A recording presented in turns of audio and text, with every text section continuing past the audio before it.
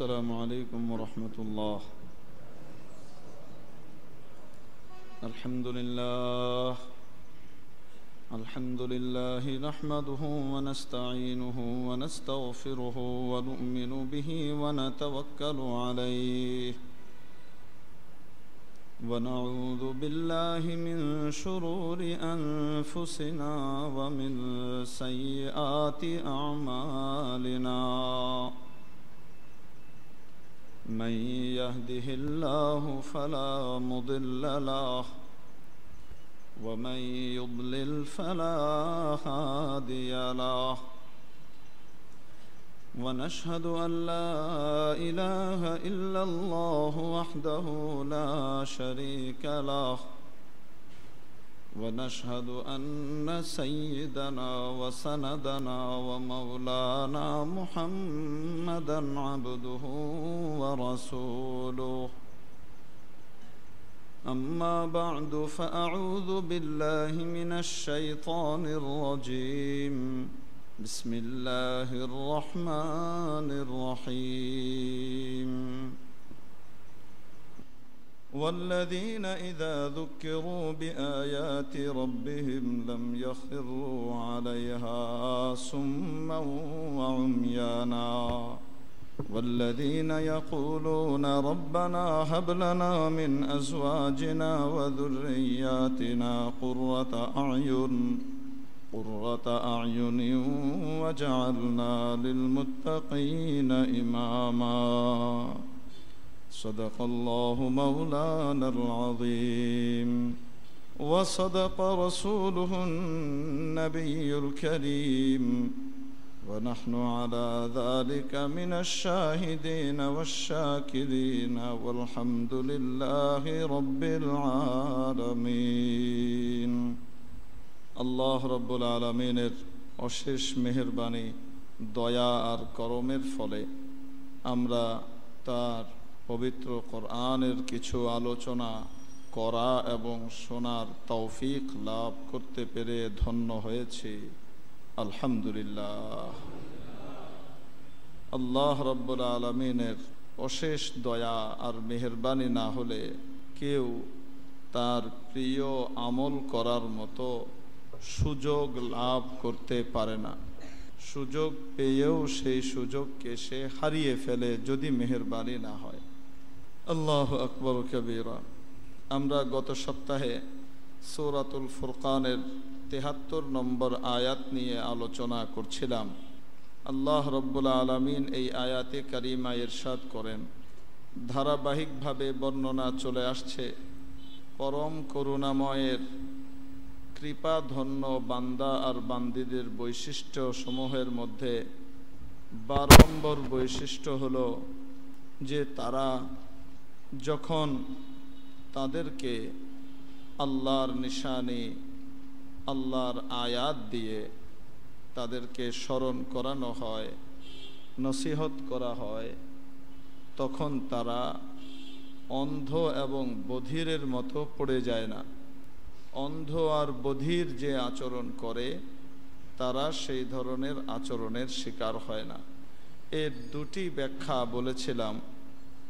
একটির আলোচনা হচ্ছিল, এর একটি উদ্দেশ্য হলো যে তারা আল্লাহর কালাম শোনার পরে, দ্বীনের শরীয়তের ওয়াজ নসিহত জানার পরে, শোনার পরে অন্ধ বধিরের মতো এমন আচরণ করে না যে ভ্রুক্ষেপই করলো না।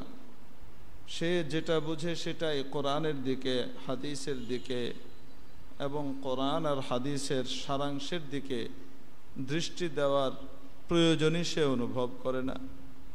সে মনে করে আমি যেমন আছি তাই বাস, এগুলার কোনো দরকার নাই। ধর্ম তো হলো একটা ইন্ডিভিজুয়াল ব্যাপার, ব্যক্তিগত ব্যাপার, নিজস্ব ব্যাপার। এখানে আমি করি বা না করি আমার ইচ্ছা, এখানে আমার কোনো ধরা বাঁধার কিছু নাই। কোরআনের দিকে ভ্রুক্ষেপ না করা এটা বড় মন্দ একটি কাজ। বলে রহমানের কৃপাধন্য বান্দারা এরকম করে না, বরং তারা কোরআন আর হাদিসকে বুকে জড়িয়ে নেয়, সেটাকে তারা গ্রহণ করে অন্ধ বধিরের মতো তার দিকে ভ্রুক্ষেপ না করার যে বদ স্বভাব, এই স্বভাবকে পরিহার করে। দ্বিতীয় ব্যাখ্যা হলো এই যে কেউ কেউ আবার কোরআন আর হাদিসের দিকে খুব ধ্যান দেয়, কোরআন আর হাদিস শেখার জন্য খুব ফিকির করে, খুব মোতালা করে, অধ্যয়ন করে, স্টাডি করে। আপনাদের ভাষায়, আমি হুজুর খুব স্টাডি করি, হুজুর অমুক খুব স্টাডি করে। অনেক জানে, উনি অনেক জানে। তো জানে তো ঠিকই, জানার তো কোনো শেষ নাই। স্টাডি খুব করি, কিন্তু সেই তরিকায়, সেইভাবে নয় যেভাবে কোরআন আর হাদিসের স্টাডি করতে হয়। কোনো দক্ষ এবং পারদর্শী আলেমে দিন, মুত্তাকি পরহেজগার আলেমে দিনের তত্ত্বাবধান ছাড়া নিজে নিজেই মোতালা করতে থাকে, নিজে নিজেই ইন্টারনেট থেকে ফয়সালা নিতে থাকে, নিজে নিজেই কিতাবাদি ঘেঁটে বড় পণ্ডিত আর মুরব্বী হতে থাকে। কোনো দক্ষ মানুষের এবং বিজ্ঞ মানুষের পরামর্শক্রমে তত্ত্বাবধানে বোঝার মতো ফিকির করে না। যেমনিভাবে কোরআনের দিকে ভ্রুক্ষেপ না করা এটা মহা অন্যায়, তেমনিভাবে নিজে নিজে মোতালা করা, নিজে নিজেই পড়ে পড়ে বুঝে বুঝে ইন্টারনেট থেকে দেখে শুনে জ্ঞান শিক্ষা করা, এটাও ভুল, এটাও এই আয়াতের মধ্যে দাখিল। কেন? সাহাবা ইকরাম রিদওয়ানুল্লাহ আলাইহিম আজমাইন, যারা রাসূলুল্লাহ সাল্লাল্লাহু আলাইহি সাল্লামের কাছ থেকে সরাসরি দ্বীন শিখেছিলেন, কোরআন শিখেছিলেন, হাদিস বুঝেছিলেন, এবং যাদের সামনে কোরআনে কারীম অবতীর্ণ হয়েছে, তারা পর্যন্ত দ্বীন বুঝার ব্যাপারে আরবি ভাষায় পণ্ডিত পারদর্শী হওয়া সত্ত্বেও তারা পর্যন্ত ফকিহ সাহাবা ইকরাম এবং যারা দ্বীনের বিশেষজ্ঞ, তাদের তত্ত্বাবধানে সেই মাসাইলকে, দ্বীনের বিষয়াবলীকে বোঝার জন্য চেষ্টা করেছেন। একা একা বুঝতেন না, আমি যা বুঝলাম সেটার উপরে আমল করতেন তা নয়। এক দুইজন এমন আমলও করেছেন, করার পরে বিপদ কি হয়েছে? আয়াত নাজিল হলো কোরআনে কারীমে, কুলু ওয়াশরাবু, রমজান মাসের রোজার ব্যাপারে আয়াত নাজিল হলো, হাত্তা ইয়াতাবায়্যানা লাকুমুল খাইতুল আবয়াদ মিনাল খাইতিল আসওয়াদ, খাও এবং পান করো। ইফতারের ওয়াক্ত হওয়ার পর থেকে খাওয়া দাওয়া পান করার অনুমতি দেওয়া হলো। কতক্ষণ পর্যন্ত খাবে? যতক্ষণ পর্যন্ত সাদা সুতো কালো সুতো থেকে পৃথক না হয়, সাদা সুতোটা কালো সুতো থেকে আলাদা না হয়, ততক্ষণ পর্যন্ত খাবে। তো এক সাহাবী, এই আয়াতের অর্থ বোঝা কি খুব কঠিন নাকি বলেন না? সহজ না? কি বোঝা যাচ্ছে? একটা সাদা সুতো, একটা কালো সুতো, দুটাকে পাশাপাশি রাখা লাগবে, জড়িয়ে রাখা লাগবে। একটা সময় আসবে যখন নাকি সাদা সুতো কালো সুতো আলাদা হয়ে যাবে, তখন আর খাওয়া যাবে না, তার আগ পর্যন্ত খাওয়া দাওয়া করা যাবে। বাহ্যিক অর্থ তো এটাই, কি বলেন আপনারা? তাই তো। এক সাহাবী ফকিহ সাহাবীদের কাছ থেকে বা রাসূলুল্লাহ সাল্লাল্লাহু আলাইহি ওয়াসাল্লামের কাছ থেকে এর মর্ম বোঝার পরিবর্তে নিজে এটার উপরে আমল করতে গেলেন, এবং বাড়িতে যে দুটো সুতো নিলেন, বেগমকে বললেন, ও কালো সুতো সাদা সুতো দাও। বলে, তুমি আবার কবে থেকে সেলাই করা শুরু করলা? বলে, না সেলাই টেলাই না, দাও, কাজ আছে। বলে, কি হয়েছে? ওই কোরআনের উপরে আমল করা লাগবে। বলে, আচ্ছা। সাদা সুতো কালো সুতো দুটাকে এভাবে ভালো করে পেঁচিয়ে বালিশের নিচে রেখে দিয়েছে, এবং খাচ্ছে, ঘুমাচ্ছে। সকালে সুবে সাদেকের সময় হয়ে গেছে, উঠে তাকিয়ে দেখে সাদা সুতো কালো সুতো আলাদা হয়েছে কিনা, দেখে না, ও তো জড়াজড়ি করেই আছে। আবার খায় দায় পান করে, ফজরের আজান হয়ে গেছে। আবার খুলে দেখে ফজরের আজান তো হয়ে গেল, সাদা সুতো কালো সুতো আলাদা হয়েছে কিনা, দেখে আলাদা হয়নি, তো খায় পান করে।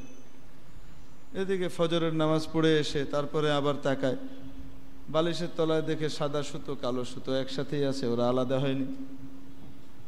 এইবার একটু খটকা লাগলো, সূর্য উঠে গেছে, এখনো সাদা সুতো কালো সুতো আলাদা হয় না, তো খাওয়ার অনুমতি কি চিরকালই দেওয়া হইল নাকি? তাহলে আবার রোজা হবে কোত্থেকে? এবার সন্দেহ হওয়ার পরে দরবারে রিসালাতে হাজির হয়েছে, ইয়া রাসূলুল্লাহ, এই সমস্যা কি করা যায়? তা নবী আলাইহিস সালাতু ওয়াস সালাম হেসে দিলেন। আর আল্লাহ তাআলা এই শিক্ষা দেওয়ার জন্যে, আমাদেরকে একটা শিক্ষা দেওয়ার জন্যে আল্লাহ তাআলা আয়াতের ছোট্ট একটা অংশ, এক শব্দের, দুই শব্দের একটা অংশ, সেটা নাজিল করেন না, সেটা রেখে দিয়েছিলেন। এবার সেটা নাজিল করলেন মিনাল ফাজর।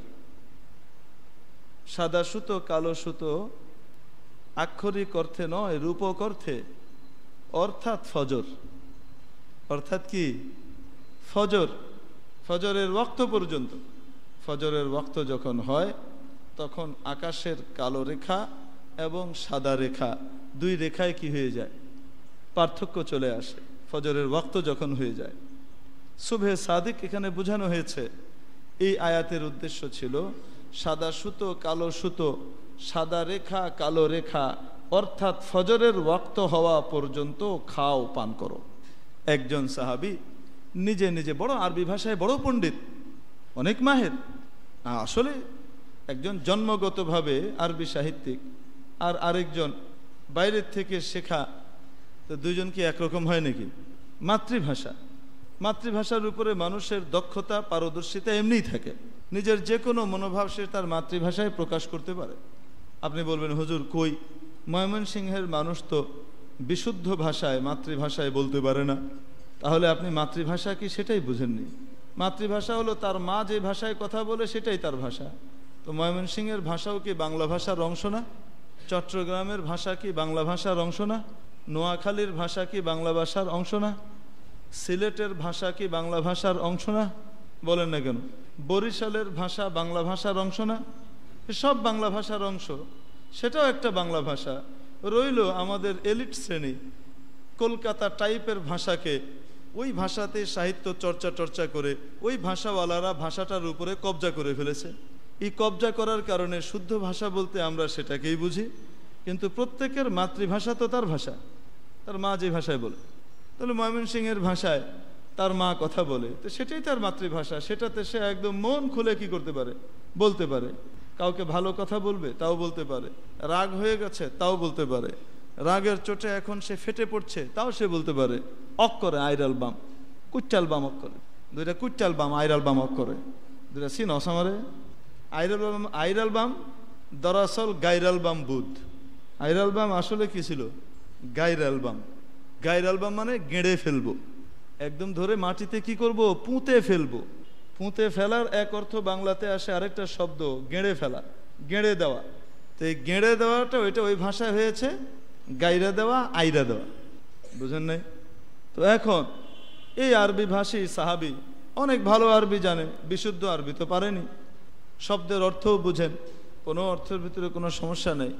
তো ফকিহ সাহাবি রাসূলুল্লাহ সাল্লাল্লাহু আলাইহি সাল্লাম এর কাছে অথবা ফকিহ সাহাবিদের কাছে এই আয়াত বোঝা ছাড়াই নিজে নিজেই শুনে শুনে বুঝে ফেলেছেন। ইন্টারনেটের বুঝ নিয়ে যে বাসায় গিয়ে বসেছেন এবং সাদা সুতো আর কালো সুতো সকাল পর্যন্ত দুই রেখা উনি পার্থক্য করে যাচ্ছেন। কই পার্থক্য হয় না কেন? কই দুই সুতো আলাদা হয় না কেন? রাসূল বলছেন যে আলাদা হবে, কোরআন বলছে আলাদা হবে। নবী আলাইহিস সালাতু ওয়াস সালাম হেসে দিলেন। শোনার পরে বললেন, পাগল, এটা উদ্দেশ্য নয়। এই আয়াতের শাব্দিক অর্থ এখানে উদ্দেশ্য নয়। উদ্দেশ্য হলো ফজরের শুভ্রতা, উষার শুভ্রতা আর রাতের অন্ধকার, রাতের তিমির, এই দুটোর মধ্যে পার্থক্য। রাতকে কালো সুতোর সাথে আর সকালকে, সুবহে সাদিককে সাদা সুতোর সাথে তুলনা করা হয়েছে। মিনাল ফাজর। এবার আয়াতের বাকি অংশটুকু নাজিল হলো। যে আল্লাহ তাআলা এত বড় আয়াত নাজিল করতে পারলেন, কয়েকশো শব্দব্যাপী আয়াত, সেই আল্লাহ তাআলা আর দুইটা শব্দ নাজিল করতে পারতেন না একসাথে? কেন করেন নাই? আমাদেরকে শেখানোর জন্য করেন নাই, আমাদেরকে কথা শেখানোর জন্য যে কোরআন বোঝা, হাদিস বোঝা, হাদিস শেখার পদ্ধতি এটা নয় আমি জানি, আমি পড়লাম, আমি বুঝলাম, বাস যা বুঝলাম সে অনুযায়ী আমল শুরু করে দিলাম। এটা তো অন্ধ মানুষের আমলের মতো। এটা অন্ধ মানুষের আমলের মতো। চোখ আছে ওই ব্যক্তির, যে ব্যক্তি রাসূলুল্লাহ সাল্লাল্লাহু আলাইহি ওয়াসাল্লাম এই আয়াত থেকে কি বুঝতেন, তার থেকে সাহাবায়ে কেরাম কি বুঝেছেন, ওনাদের কাছ থেকে তাবেঈনরা এটার অর্থ কি বের করেছেন, সেটা থেকে ধারাবাহিকভাবে যে পদ্ধতি চলে আসছে এটা হলো সহি পদ্ধতি। নিজে নিজে বোঝা নয়, নিজে নিজে পড়া নয়, বরং কারো তত্ত্বাবধানে, এমন কারো যার জীবনের উপরে আমার খবর আছে, এই লোক ব্যক্তি জীবনেও শরীয়তের উপরে আমল করে, এই ব্যক্তির জিন্দিগির মধ্যে রাসূলুল্লাহ সাল্লাল্লাহু আলাইহি সাল্লামের সুন্নত আছে, তার উপরে ট্রাস্ট করা যায়, তার উপরে আস্থা রাখা যায়, তার উপরে ভরসা রাখা যায় দ্বীনের ব্যাপারে, এই ধরনের ব্যক্তি আমলের দিক থেকে, এলেমের দিক থেকে, দুই দিক থেকেই পারদর্শী, যোগ্য এমন কোনো ব্যক্তির তত্ত্বাবধানে কোরআন হাদিস শিক্ষা করা, এটা হলো রাসূলুল্লাহ সাল্লাল্লাহু আলাইহি সাল্লামের তরিকা আর সুন্নত অনুযায়ী আমল করা। আর নিজে নিজে বুঝে করা, এটা রসুলেরও তরিকা নয়, এটা সাহাবায়ে কেরামেরও তরিকা নয়, খোলাফায়ে রাশিদিনেরও তরিকা নয়।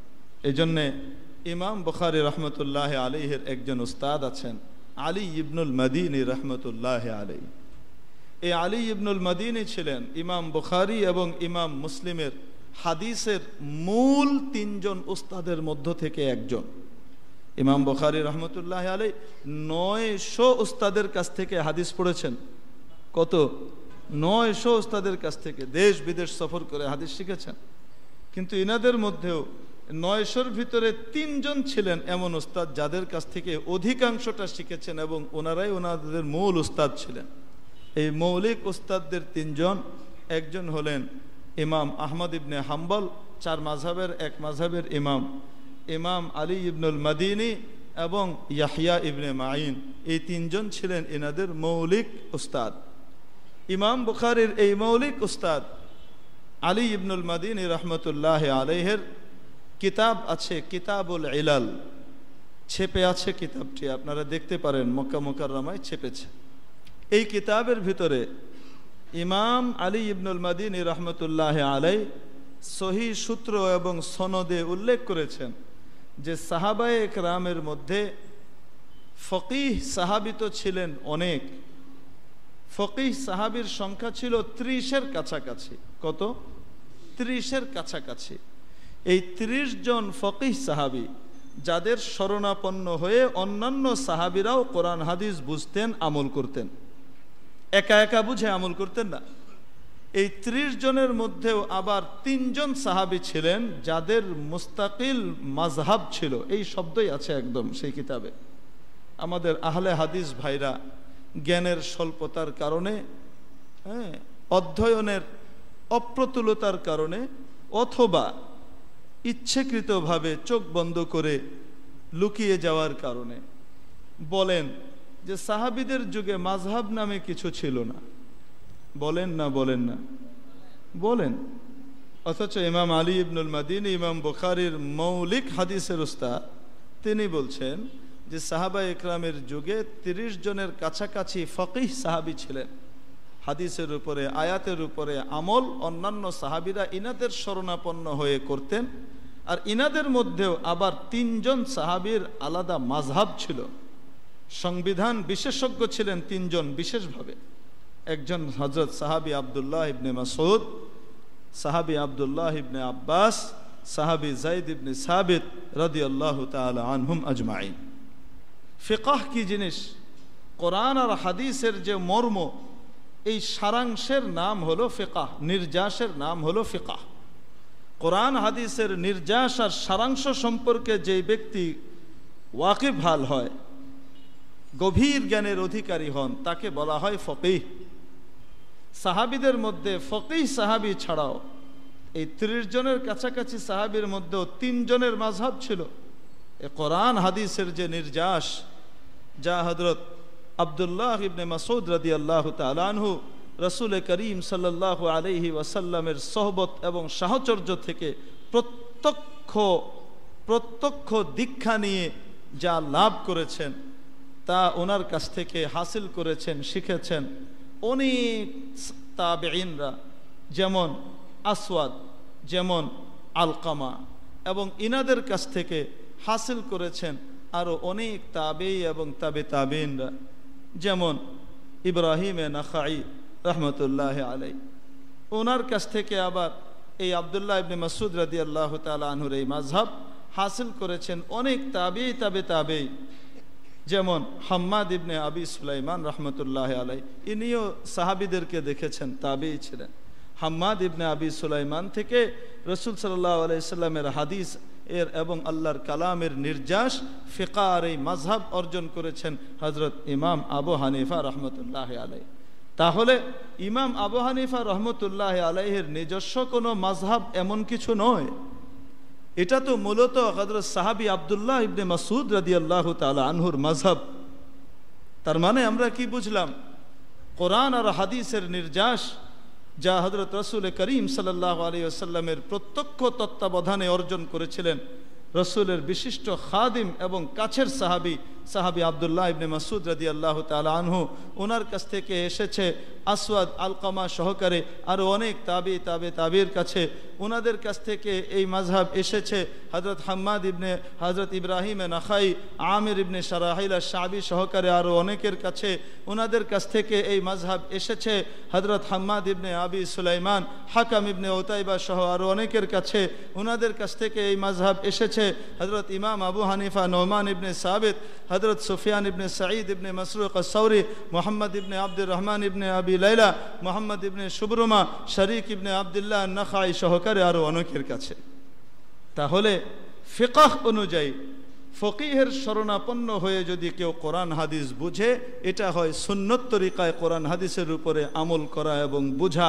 আর ফকিহের শরণাপন্ন না হয়ে একা একা যদি নিজে পড়ে বুঝে, এটা হলো কোরআন হাদিস বোঝার বেদাত পদ্ধতি, এটা অন্ধের বোঝা। রাসূলুল্লাহ সাল্লাল্লাহু আলাইহি ওয়াসাল্লাম হাদিসে পাকের মধ্যে এই কথাই বলেন, নাদ্দারাল্লাহু ইমরাআন সামিআ মিন্নি মাকালাতান ফাওয়াআহা থুম্মা আদ্দাহা কামা সামিআহা। আল্লাহ তাআলা তার চেহারাকে উজ্জ্বল করেন, সরসবজ করেন, তার চেহারাকে আল্লাহ তাআলা তরুতাজা রাখেন।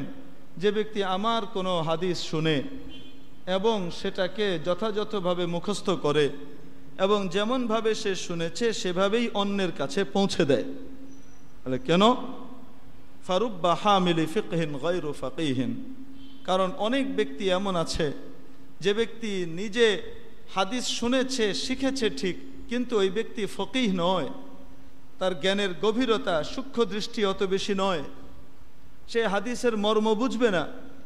কিন্তু যখন এই হাদিসটা সে আরেকজনের কাছে পৌঁছাবে, সেই ব্যক্তি ফকিহ হবে, আর সে রসুলের এই হাদিসের মর্ম বুঝবে, গভীরতা পর্যন্ত পৌঁছবে এবং সেখান থেকে রসুলের হাদিসের মর্মগুলোকে উম্মতের কাছে পৌঁছে দিবে, আর উম্মত রসুলের হাদিসের মর্ম অনুযায়ী আমল করবে। তাহলে রসুল কি বললেন? জরুরি নয় তুমি কোরআন হাদিস পড়লেই, আরবি ভাষা জানলেই, তুমি পড়লেই বুঝে ফেলবে যে এখানে কি আছে, এটার মর্ম বুঝে ফেলবে। বরং ফকিহের কাছ থেকে বুঝো। খোলাফায়ে রাশিদিনের আমল কি ছিল? খোলাফায়ে রাশিদিন কি নিজে নিজে যা বুঝতেন, পড়তেন, হাদিস জানতেন, তা অনুযায়ী আমল করতেন, নাকি তার চেয়ে গভীর সূক্ষ্ম দৃষ্টির অধিকারী কারো কাছ থেকে বুঝে আমল করতেন?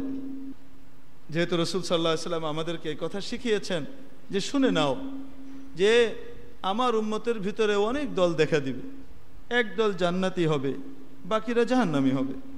রাসূল সাল্লাল্লাহু আলাইহি ওয়াসাল্লাম ইমাম আবু নুআইম আসফাহানি রহমতুল্লাহ আলাইহি হাদিস সম্পর্কে বলেন, হযরত ইরবাজ ইবনে সারিয়া রাদিয়াল্লাহু তাআলা আনহুর হাদিস, রাসূল আমাদেরকে ওয়াজ নসিহত করলেন। একদিন আমাদের অন্তর প্রকম্পিত হলো, আমাদের চোখ দিয়ে অশ্রু প্রবাহিত হতে লাগলো। আমরা বললাম, ইয়া রাসূলুল্লাহ, মনে হচ্ছে কান্নাহা মাউইযাতু মুওয়াদ্দিইন, আপনি এই ওয়াজ নসিহতের মাধ্যমে আমাদের কাছ থেকে বিদায় নিতে চাচ্ছেন। ইয়া রাসূলুল্লাহ, আরও কিছু ওসিয়ত করেন, আরও নসিহত করেন। নবী আলাইহিস সালাতু ওয়াস সালাম বললেন, আমার পরে তোমরা যারা জীবন লাভ করবে, মনে রাখবে তারা বিভিন্ন রকমের মতভেদ দেখতে পারবে, দ্বীনের নামে অনেক রকমের নতুন নতুন জিনিস দেখবে। তখন তোমরা যদি বাঁচতে হয়, তোমাদের জন্য আবশ্যকীয় হলো আলাইকুম বিসুন্নতি, আমার সুন্নতকে মজবুতভাবে ধরা, এবং ওয়াসুন্নাতুল খুলাফায়ে রাশিদিন আল মাহদিয়িন মিন বাদি, আমার পরে যে খোলাফায়ে রাশিদিন আসবে তাদের সুন্নতগুলোকেও আঁকড়িয়ে ধরবে। তামাসসাকু বিহা, আমার সুন্নাহ আর আমার খোলাফায়ে রাশিদিনের সুন্নাহকে মজবুতভাবে ধরবে। ওয়াদ্দু আলাইহা বিন নওয়াজিদ, মাড়ির দাঁত দিয়ে কামড়ে ধরবে। কেউ যেন তোমার কাছ থেকে আমার সুন্নাহ, আমার খোলাফায়ে রাশিদিনের সুন্নাহ কেড়ে নিতে না পারে, ছিনিয়ে নিতে না পারে। তো খোলাফায়ে রাশিদিনের পদ্ধতি কি? হাদিসের উপরে আমল করার, কোরআনের উপরে আমল করার পদ্ধতি কি? নিজে নিজে যা বোঝেন সেটা অনুযায়ী, নাকি ফকিহের শরণাপন্ন হয়ে সে অনুযায়ী? রাসূলুল্লাহ সাল্লাল্লাহু আলাইহি সাল্লামের ওয়াফাতের পরে বিভিন্ন জায়গাতে ফিতনা দেখা দিল। একটা বড় ফিতনা দেখা দিল, ফিতনা ইরতিদাদ। মুহাম্মদ মুসলমানদের নবী ছিলেন, তিনি তো মারা গেছেন, তাহলে আর ইসলাম কিসের উপরে? এখন আমরা সবাই আগের ধর্মে ফিরে গেলাম, নাউজুবিল্লাহ। এরকম কিছু লোক মুরতাদ হয়ে গেল। আবার কিছু লোক ভণ্ড নবুয়তের দাবি করলো, তারা নবী, মিথ্যা দাবিদার। তাদের ভাগেও কিছু লোক গিয়ে জুড়ে গেল, বলে এক নবী তো মারা গেছে, এখন আরেক নবী আসছে, তার সাথে থাকি। ইয়ামাম আর মুসাইলামাতুল কাযযাব, আসওয়াদে আনাসি, এরা সব নবুয়তের দাবি করে বসলো। এক মহিলাও নবুয়তের দাবি করলো, সে মহিলা নবী। সম অধিকার প্রতিষ্ঠিত হয়ে গেছে, পুরুষ নবী এসছে, এবার মহিলা নবী আসবে। তো হযরত আবু বকর রাদিয়াল্লাহু তাআলা আনহু এদের বিরুদ্ধে যুদ্ধের ফয়সালা করলেন। হয় আগের দিনে ফিরে আসবে, আবার নতুন করে মুসলমান হবে, নয়তো তলোয়ার দিয়ে ফয়সালা হবে। কিছু লোক মুসলমান আছে ঠিক, ইসলামের সব কিছু মানে, জাকাতকে অস্বীকার করে বসলো যে আমরা আর জাকাত দিব না। সব ঠিক আছে, জাকাত দিবে না, কালিমা পড়ে, নামাজ পড়ে, রোজা রাখে, হজ করে, ইসলামের সব মানে, শুধু জাকাতের বিধানটা মানে না, অস্বীকার করে। হযরত আবু বকর রাদিয়াল্লাহু তাআলা আনহু এদের বিরুদ্ধেও যুদ্ধের বাহিনী তৈরি করলেন। হযরত ওমর রাদিয়াল্লাহু তাআলা আনহু আসলেন, এসে হযরত আবু বকর রাদিয়াল্লাহু আনহুকে বলছেন যে রাসূলুল্লাহ সাল্লাল্লাহু আলাইহি সাল্লামকে হাদিসে পাকে এই কথা বলেন নাই, উমিরতু আন উকাতিলান নাস হাত্তা ইয়াকুলু লা ইলাহা ইল্লাল্লাহ ওয়া আন্না মুহাম্মাদান রাসূলুল্লাহ, যে আমাকে আল্লাহ তাআলা আদেশ করেছেন, আমি আদিষ্ট হয়েছি মানুষের সাথে লড়াই করার, ততদিন পর্যন্ত লড়াই চালিয়ে যাওয়ার যতক্ষণ পর্যন্ত তারা এই কথার সাক্ষ্য না দেয় যে আল্লাহ ছাড়া কোনো মাবুদ নাই এবং মুহাম্মদ সাল্লাল্লাহু আলাইহি সাল্লাম আল্লাহর রাসূল। এই কথাকে রাসূল বলেন নাই? বলে হ্যাঁ বলেছেন। তো তাহলে বোঝা গেল যারা লা ইলাহা ইল্লাল্লাহ মুহাম্মাদুর রাসূলুল্লাহ বলে তাদের সাথে কোনো লড়াই করা যাবে না। তারপরে আবার অতিরিক্ত আরো বলছেন হাদিসের অংশ, ফামান ক্বালাহা, যে ব্যক্তি এই কালিমা বলবে লা ইলাহা ইল্লাল্লাহ মুহাম্মাদুর রাসূলুল্লাহ, এই কথা সাক্ষ্য দিবে, আসামা মিন্নি মা লাহু ওয়া দিমাআহু ওয়া ইরদাহু আও কামা ক্বালা আলাইহিস সালাতু ওয়াস সালাম, সে আমাদের কাছ থেকে তার রক্ত, তার মাল, তার জান, তার ইজ্জত সম্ভ্রম সব কিছুকে হেফাজত করে নিল, তাদের সেগুলোর রক্ষণাবেক্ষণ করা আমাদের দায়িত্ব। তো তাহলে এরা তো লা ইলাহা ইল্লাল্লাহ বলে, এরা নামাজ পড়ে, এরা হজ করে, এরা রোজা রাখে, সব মানে, শুধু যাকাতটা দেয় না, আপনি তাদের বিরুদ্ধে কিভাবে লড়াইয়ে যাচ্ছেন? হযরত আবু বকর রাদিয়াল্লাহু তাআলা আনহু সামনে হযরত ওমর কি পেশ করলেন? সহিহ হাদিস পেশ করলেন। তো বিপরীতে হযরত আবু বকরের এই হাদিস শুনে হয় পিছিয়ে আসা দরকার নিজের সিদ্ধান্ত থেকে, অথবা এর বিপরীতে কোনো হাদিস পেশ করা দরকার। ঠিক কি ঠিক না? যে তোমার কাছে এই হাদিস আছে, তোমার বিপরীতে আমার কাছে এর বিপরীতে এই হাদিস আছে আমার সপক্ষে। হযরত আবু বকর তার কিছুই করলেন না, বরং কিছু কথা হযরত ওমরকে বললেন। আল বিদায়া ওয়ান নিহায়া খুলে দেখেন, এক পর্যায়ে বললেন, ওয়াল্লাহি, আমি আল্লাহর কসম করে বলছি, লা উকাতিলান্না মান ফারাকা বাইনা সলাতি ওয়াজ যাকাত, আমি অবশ্যই অবশ্যই তার সাথে লড়াই করব, যুদ্ধ করব, যে ব্যক্তি আল্লাহর বিধান নামাজ আর যাকাত এই দুইটার মাঝখানে পার্থক্য করে। নামাজ যেমন আল্লাহ তাআলার কিতাব দ্বারা, কোরআন দ্বারা প্রমাণিত ফরজ, তেমনি ভাবে যাকাতও কোরআন দ্বারা, হাদিস দ্বারা প্রমাণিত ফরজ। ঠিক কি ঠিক না? তো এক ফরজকে স্বীকার করে আরেক ফরজকে অস্বীকার করে, যে ব্যক্তি আল্লাহর কোনো এক ফরজকে অস্বীকার করে সে ঈমানদার থাকতে পারে না। লা ইলাহা ইল্লাল্লাহ মুহাম্মাদুর রাসূলুল্লাহ, এটা তখন মুখের বুলি হয়, আসল ঈমান হয় না। হযরত আবু বকর এই কথা বলার পরে আরেক রিওয়ায়াতের ভিতরে পাওয়া যায় হযরত ওমর রাদিয়াল্লাহু তাআলা আনহুর বুকের কলার ধরে, বুক পট্টি ধরে এভাবে ঝাঁকিয়ে দিলেন। ঝাঁকি দিয়ে বললেন, ওমর আজাব্বারুন ফিল জাহিলিয়াতি ওয়া খাওয়ারুন ফিল ইসলাম, জাহিলি যুগে তো বড় বাহাদুর ছিলা, মুসলমান হয়ে কি ভীরু আর কাপুরুষ হয়ে গেছো? হযরত ওমর রাদিয়াল্লাহু তাআলা আনহুর বক্তব্যটা সামনে ফলো করেন। আমি জিজ্ঞাসা করি, আবু বকর রাদিয়াল্লাহু তাআলা আনহু কি খোলাফায়ে রাশিদিনের মধ্যে নন? বুঝে থাকলে বলেন, খোলাফায়ে রাশিদিনের মধ্যে নন? হযরত ওমর রাদিয়াল্লাহু তাআলা আনহু কি খোলাফায়ে রাশিদিনের মধ্যে নন? তো খোলাফায়ে রাশিদিন আমাদেরকে হাদিসের উপরে, কোরআনের উপরে আমল করার পদ্ধতি কি বলছেন সেটা দেখেন। হযরত ওমর রাদিয়াল্লাহু তাআলা আনহু বললেন, আল বিদায়া ওয়ান নিহায়া খুলে দেখেন, ফালাম্মা আন রাআইতু, যখন আমি দেখলাম, আন্নাল্লাহা কদ শারাহা সাদরা আবি বকরিন লিল কিতাল, আমি যখন দেখলাম আল্লাহ তাআলা আবু বকরের অন্তরকে আমার এই হাদিস শোনার পরেও এদের ব্যাপারে যুদ্ধের বিষয়ে একদম উন্মুক্ত করে দিয়েছেন, খুলে দিয়েছেন, ওনার কোনো দ্বিধা নাই, সংকোচ নাই। আরাফতু আন্নাহুল হক, আমি বুঝে গেলাম আবু বকর যেটা বুঝছেন ওটাই ঠিক। আমি হাদিসের মর্ম সঠিকভাবে বুঝি নাই, হাদিসের এই মর্ম আমার চাইতে আবু বকর বেশি বুঝেন। তাহলে সাহাবায়ে একরাম হাদিসের উপরে আমল করতেন, হাদিস শিখতেন, কোরআন পড়তেন নিজে নিজে বুঝে, ইন্টারনেট দেখে। বলে হুজুর ইন্টারনেট তো ওই জমানায় ছিলই না, আমরা যারা ইন্টারনেট দেখে দেখে বাস আমল শুরু করে দিই, তারা ওই রকম লোকদের অন্তর্ভুক্ত যারা নিজে নিজে বুখারী পড়ে, মুসলিম পড়ে, মাসলা পড়ে বাস আমল শুরু করে দিই, কোরআন পড়ে আমল শুরু করে দিই, আর আল্লাহর আয়াতকে কারো তত্ত্বাবধানে বোঝার মতো প্রয়োজন অনুভবই করি না।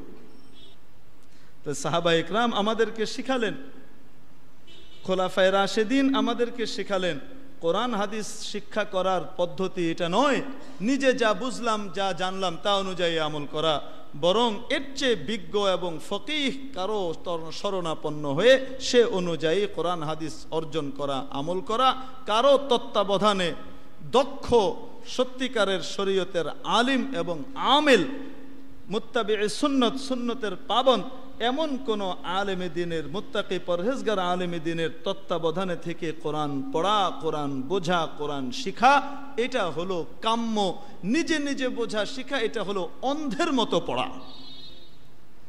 আল্লাহ তাআলা এই আয়াতের মধ্যে আমাদেরকে শিখালেন, সূরাতুল ফুরকানের ৭৩ নম্বর আয়াতে, রহমানের কৃপাধন্য বান্দারা তারা যখন আল্লাহর আয়াত দ্বারা তাদেরকে নসিহত করা হয়, আল্লাহর আয়াত দিয়ে যখন স্মরণ করানো হয়, তখন তারা অন্ধ আর বধিরের মতো আচরণ করে না। এটার দুই ব্যাখ্যা, এক হলো কোরআনের দিকে ভ্রুক্ষেপই না করা, আরেক হলো নিজে নিজে যা বুঝি আর পড়ি সে অনুযায়ী চলতে থাকা। আমার প্রিয় ভাই, দুনিয়ার এমন কোনো বিষয় নেই, হাত্তাকে মাটির ঘোড়া বানানো, ও ভাই মাটির ঘোড়া বানায় না, মাটির ঘোড়া, আরে মাটির কুমার কুমার কুমার মাটির জগ, হ্যাঁ, তারপরে আপনার ফ্লাওয়ার ভাস, এগুলা তৈরি করে না, করে না, করে না। আগে মাটির হাঁড়ি পাওয়া যেত, মাটির মালসা পাওয়া যেত, এখনো পাওয়া যায় কিন্তু কম। এটা তো মাটি দিয়েই বানায়, কিন্তু এটা কি কেউ বই পড়ে পড়ে নিজে নিজে বানাতে পারে? নাকি এটা শিখার জন্যেও যে নাকি এইরকমই কোনো ভালো কুমারের কাছ থেকে, দক্ষ শিল্পীর কাছ থেকে শিখেছে, তার তত্ত্বাবধানে তার কাছে যে হাতে কলমে বিষয়টা শিখা লাগে, ঠিক কি ঠিক না? ঘাস কাটা, কি কাটা? ঘাস কাটা। আপনি বাগানে ঘাস কাটবেন, এই ঘাস কাটা বই পড়ে পড়ে যদি কেউ ঘাস কাটতে যায়, তাহলে ঘাসের সাথে সাথে নিজের পা আর হাতের আঙুলও কাটবে, ঠিক কিনা? ওইটা শিখতে হলেও যে ব্যক্তি ঘাস কাটে সে বকলম, কিচ্ছু শিক্ষা দীক্ষা নাই, যে ঘাস কাটা শিখেছে কোনো ভালো ঘাস কাটনেওয়ালার কাছ থেকে, ওইরকম কোনো লোকের তত্ত্বাবধানে যে ঘাস কাটা প্র্যাকটিস করা লাগে, শিখা লাগে, এরপরেও হাত একটু একটু কেটে টুটে যায়, তারপরে ঘাস কাটা শিখে যায়, চমৎকার ঘাস কাটে। আমি ঠিক বলছি না? আমার কথা বিশ্বাস না হলে আপনারা নিজেরা যে হুজুর ঘাস কাটা আবার শিখা লাগে নাকি, যে একটু ঘাস কাটতে যেন, ইনশাল্লাহ ডাক্তারের পকেটে পয়সা দিয়ে, সেলাই টেলাই কিছু দিয়ে, আঙ্গুল আলাদা করে দিয়ে আসতে হবে। আমি বোঝাতে পারি নাই। আমাদের বাংলাদেশে আপনি শিক্ষাবিদদের কাছে যান, কোনো একটি সাবজেক্ট, এটার উপরে যদি আপনি রিসার্চ করতে চান, কি করতে চান? রিসার্চ করতে চান কোনো একটা সাবজেক্টের উপরে, তাহলে আপনাকে কি কি করা লাগে একটু দেখেন। প্লে না, প্রথমে নার্সারি, তারপরে পিজি, এরপরে কি জানো, কেজি 3 বছর, এরপরে 1, আবার কেজি 1 আছে নাকি? কেজি 1, কেজি 2, তারপরে স্ট্যান্ডার্ড 1। বাপরে, কত হিগিয়ালায় রে, উড়িয়ালায়, শেষ করিয়ালায়। বোম মারলে হেডথন ইংরেজি 12 না, ভুল ইংরেজি খ, কিছু মনে করিয়েন না আপনারা। যাই হোক, প্রথমে 4 বছর বা 5 বছর, তারপরে শুরু হয় 1, 2, 3, 4 থেকে, মানে স্ট্যান্ডার্ড 1-এ উঠছে এত দিনে, 10 বছর বয়সে স্ট্যান্ডার্ড 1-এ উঠছে। এই পড়ে পড়ে গিয়ে 10 বছর পরে ম্যাট্রিক পরীক্ষা দেয়, এসএসসি দেয়, ও লেভেল দেয়। ও ঠিক মতো হয় না, ও লেভেল এমনি কইতে হবে, নাহলে হবে না। ও লেভেল দেয় তো কত হলো, 15 বছর পড়ে। এরপরে আবার 2 বছর সেশন জট যদি না হয় তাইলে বলতেছি, হরতাল টরতাল না হইলে তাইলে। এরপরে আরো 2 বছর, এরপরে ইন্টারমিডিয়েট দিল। কয় বছর গেল? 17 বছর। এরপরে আরো 4 বছর অনার্স কোনো একটা বিশেষ সাবজেক্টের উপরে। কয় বছর? 4 বছর। কত হলো এবার? 17 আর 4 কত হলো? 21, কমপক্ষে 20 বছর, 20 বা 21 বছর পড়ালেখা করার পরে এইবার তাকে অনুমতি দেওয়া হয়, এখন তুমি একটা থিসিস লিখতে পারবে। মাস্টার্স করার অনুমতি দেওয়া হলো। মাস্টার্সে ভর্তি হওয়ার পরে সে যে থিসিস লিখে আর গবেষণা করে, রিসার্চ করে, নিজের মন মতো যা হলো বইটই দেখে ঘেঁটে মোটে রিসার্চ করে সে হয়ে যায়, নাকি কোনো একজন প্রফেসরের আন্ডারে করা লাগে? বলেন না, কোনো একজন প্রফেসরের আন্ডারে তাকে এই সাবজেক্টের উপরে কি করা লাগে? মাস্টার্স করা লাগে। 20 বছর 21 বছর পড়ার পরে রিসার্চ করার যোগ্য হয়েছ, এই অনুমতি পাওয়া গেল। তাও একা একা নয়, বই আর ইন্টারনেট দেখে নয়, প্রতিষ্ঠানের বাইরে থেকে নয়, প্রতিষ্ঠানের মধ্যে সময় মতো হাজিরি দিয়ে প্রফেসরের তত্ত্বাবধানে মাস্টার্স করার অনুমতি দেওয়া হলো। গবেষণা করলো, মাস্টার্স পাশ করলো। এরপরে তার কি হলো? এমফিল করবে। এমফিল শেষ করার পরে, এটাও কি একা একা নাকি কারো তত্ত্বাবধানে? এরপরে উনি এখন পিএইচডি করবেন, ডক্টরেট ডিগ্রি অর্জন করবেন। এটার জন্য তো বহুত পাপড় বেল না পড়তা হ্যায়, কারো তো 10 বছরও লাগে, কারো 4-5 বছরেই হয়ে যায়। এখন সে পিএইচডি করার জন্যে খুব থিসিস তৈরি করে, এটা করে সেটা করে, একা একা না কারো তত্ত্বাবধানে? বলেন না কেন? রবীন্দ্রনাথের গানের উপরে বাংলা সাহিত্যের একটা সাবজেক্টের মানে শাখা শাখা শাখার শাখা, এটার উপরে যদি আপনি পিএইচডি করতে চান, তারপরেও আপনাকে 20 বছর 21 বছর পড়ে তারপরে মাস্টার্স করে, এরপরে যখন আপনি এমফিল করে পিএইচডি করবেন তখনও কারো তত্ত্বাবধানে, নাকি? বলেন না কেন? রবীন্দ্রনাথের বাণী আল্লাহর চাইতেও জ্ঞানী, কি কোন? রবীন্দ্রনাথ আল্লাহর চাইতেও তো জ্ঞানী। রবীন্দ্রনাথ আল্লাহকে সৃষ্টি করছে না, আল্লাহ কোটি রবীন্দ্রনাথকে সৃষ্টি করছেন। তো তাহলে আল্লাহর কাছে জ্ঞানের চাইতে কম তো, নাকি? রবীন্দ্রনাথের বাণীর উপরে যদি গবেষণা করার যোগ্যতা অর্জন করতে হয়, কারো তত্ত্বাবধানে যাওয়া লাগে। কিন্তু লাখো আর কোটি রবীন্দ্রনাথের যিনি স্রষ্টা, তার বাণী, তার জ্ঞান কোরআনে কারীম, এটার উপরে রিসার্চ করার জন্য কিচ্ছু লাগে না। ইঞ্জিনিয়ার সাহেব, ডাক্তার সাহেব, ব্যারিস্টার সাহেব, মিনিস্টার সাহেব, উনার কাছে এসে কেউ বলল আপনি গবেষণা করুন, পড়ুন, আপনি সব জানবেন, মোল্লা মৌলবীর কাছে যাওয়ার দরকার নেই। আরে মোল্লা মৌলবী কারা? মোল্লা মৌলবী তারা যারা নাকি রাসূল সাল্লাল্লাহু আলাইহি সাল্লাম থেকে এই পর্যন্ত ধারাবাহিকভাবে ওনাদের বুঝটাকে ধারাবাহিকভাবে শিক্ষা গ্রহণ করে এসেছেন। তারা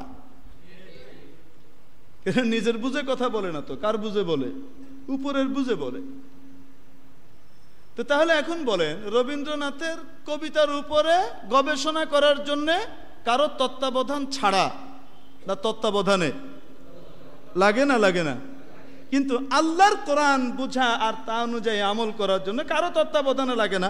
আমি বাংলা কোরআন পড়েছি, ইসলাম ফাউন্ডেশন থেকে এনেছি, ওখান থেকে এনেছি, তখন আরে মনিরুদ্দিন হাফেজ মিয়ার এনেছি, অমুক টুমুকের এনেছি, পড়ে আমি তো বিরাট পণ্ডিত হনু রে, কি হতে কি হনু রে। এসে ইমাম সাহেবকে বোঝানো শুরু করে, আলেম সাহেবকে বোঝানো শুরু করে। আল্লাহ তাআলা সূরা ফুরকানের ৭৪ নম্বর আয়াতে বলেছেন, আল্লাহ পাক বলেছেন। কাকে বোঝায়? হুজুরকে বোঝায়। হুজুররা বড় ধৈর্যশীল মানুষ হন, নবীদের উত্তরসূরিরা এরকমই ধৈর্যশীল হন। লজ্জা পাবে তাই হাসে না মুখের উপরে, তাহলে হাসতে হাসতে পেট ফেটে মরে যায় হুজুর, কিন্তু বলে না কিছু। আপনাকে বাস্তব কথা বলে দিই, কিছু বলে না, তার জ্ঞান নিতে থাকে তার কাছ থেকে। করি বাপরে বাপ, কত রিসার্চ করে এসছে রে। আমাদের দেশে বলে মামুর কাছে নাকি মায়ের কাছে নানা বাড়ির কিচ্ছা। মায়ের কাছে এসে কি বলে? নানা বাড়ির কিচ্ছা। আম্মা তুমি তো নানার বাড়িটা সম্পর্কে জানো না। উরি বাপ রে, নানার বাড়ির এত নম্বর রোডের এত নম্বর গেট দিয়ে ঢুকার পরে তারপর ওখান দিয়ে যে 2 নম্বর গাছটা আছে, মানে ওই নম্বর আয়াত, অত নম্বর সূরার অত নম্বর আয়াত, ওখানে যে গাছটা আছে, ওই গাছটায় যে আম হয়, আম্মা তুমি তো দেখো নাই। আর আম্মা কি বলতেছে?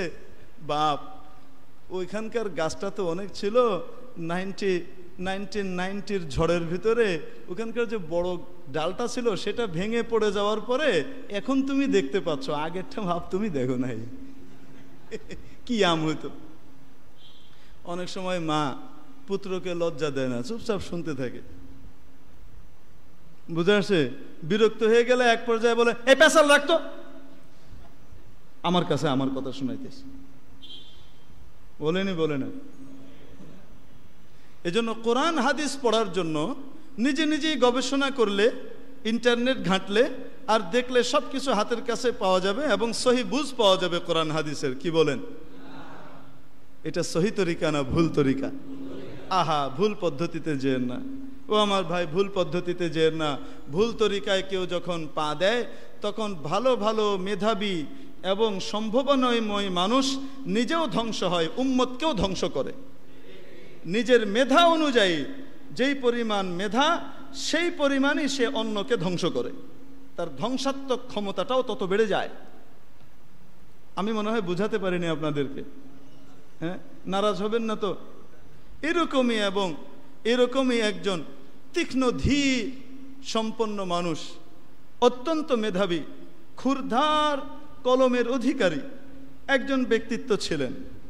তিনি আলেম ওলামার তত্ত্বাবধানে থেকে যতদিন পর্যন্ত লেখালেখি করেছেন, মুফতি কিফায়াতুল্লাহ দেহলভী, আল্লামা সৈয়দ হুসাইন আহমদ মাদানী রহমতুল্লাহ আলাই, ইনাদের তত্ত্বাবধানে থেকে হজরত হিফজুর রহমান সেওহারবী রহমতুল্লাহ আলাই, এই হক্কানি ওলামা একরামের তত্ত্বাবধানে থেকে যতদিন লেখালেখি করেছেন, কোরআন শরীফ বুঝেছেন, ওনাদের তত্ত্বাবধানে থেকে হাদিস বুঝে লেখালেখি করেছেন, ততদিন পর্যন্ত লেখনির দ্বারা উম্মতের অনেক ফায়দা হয়েছে।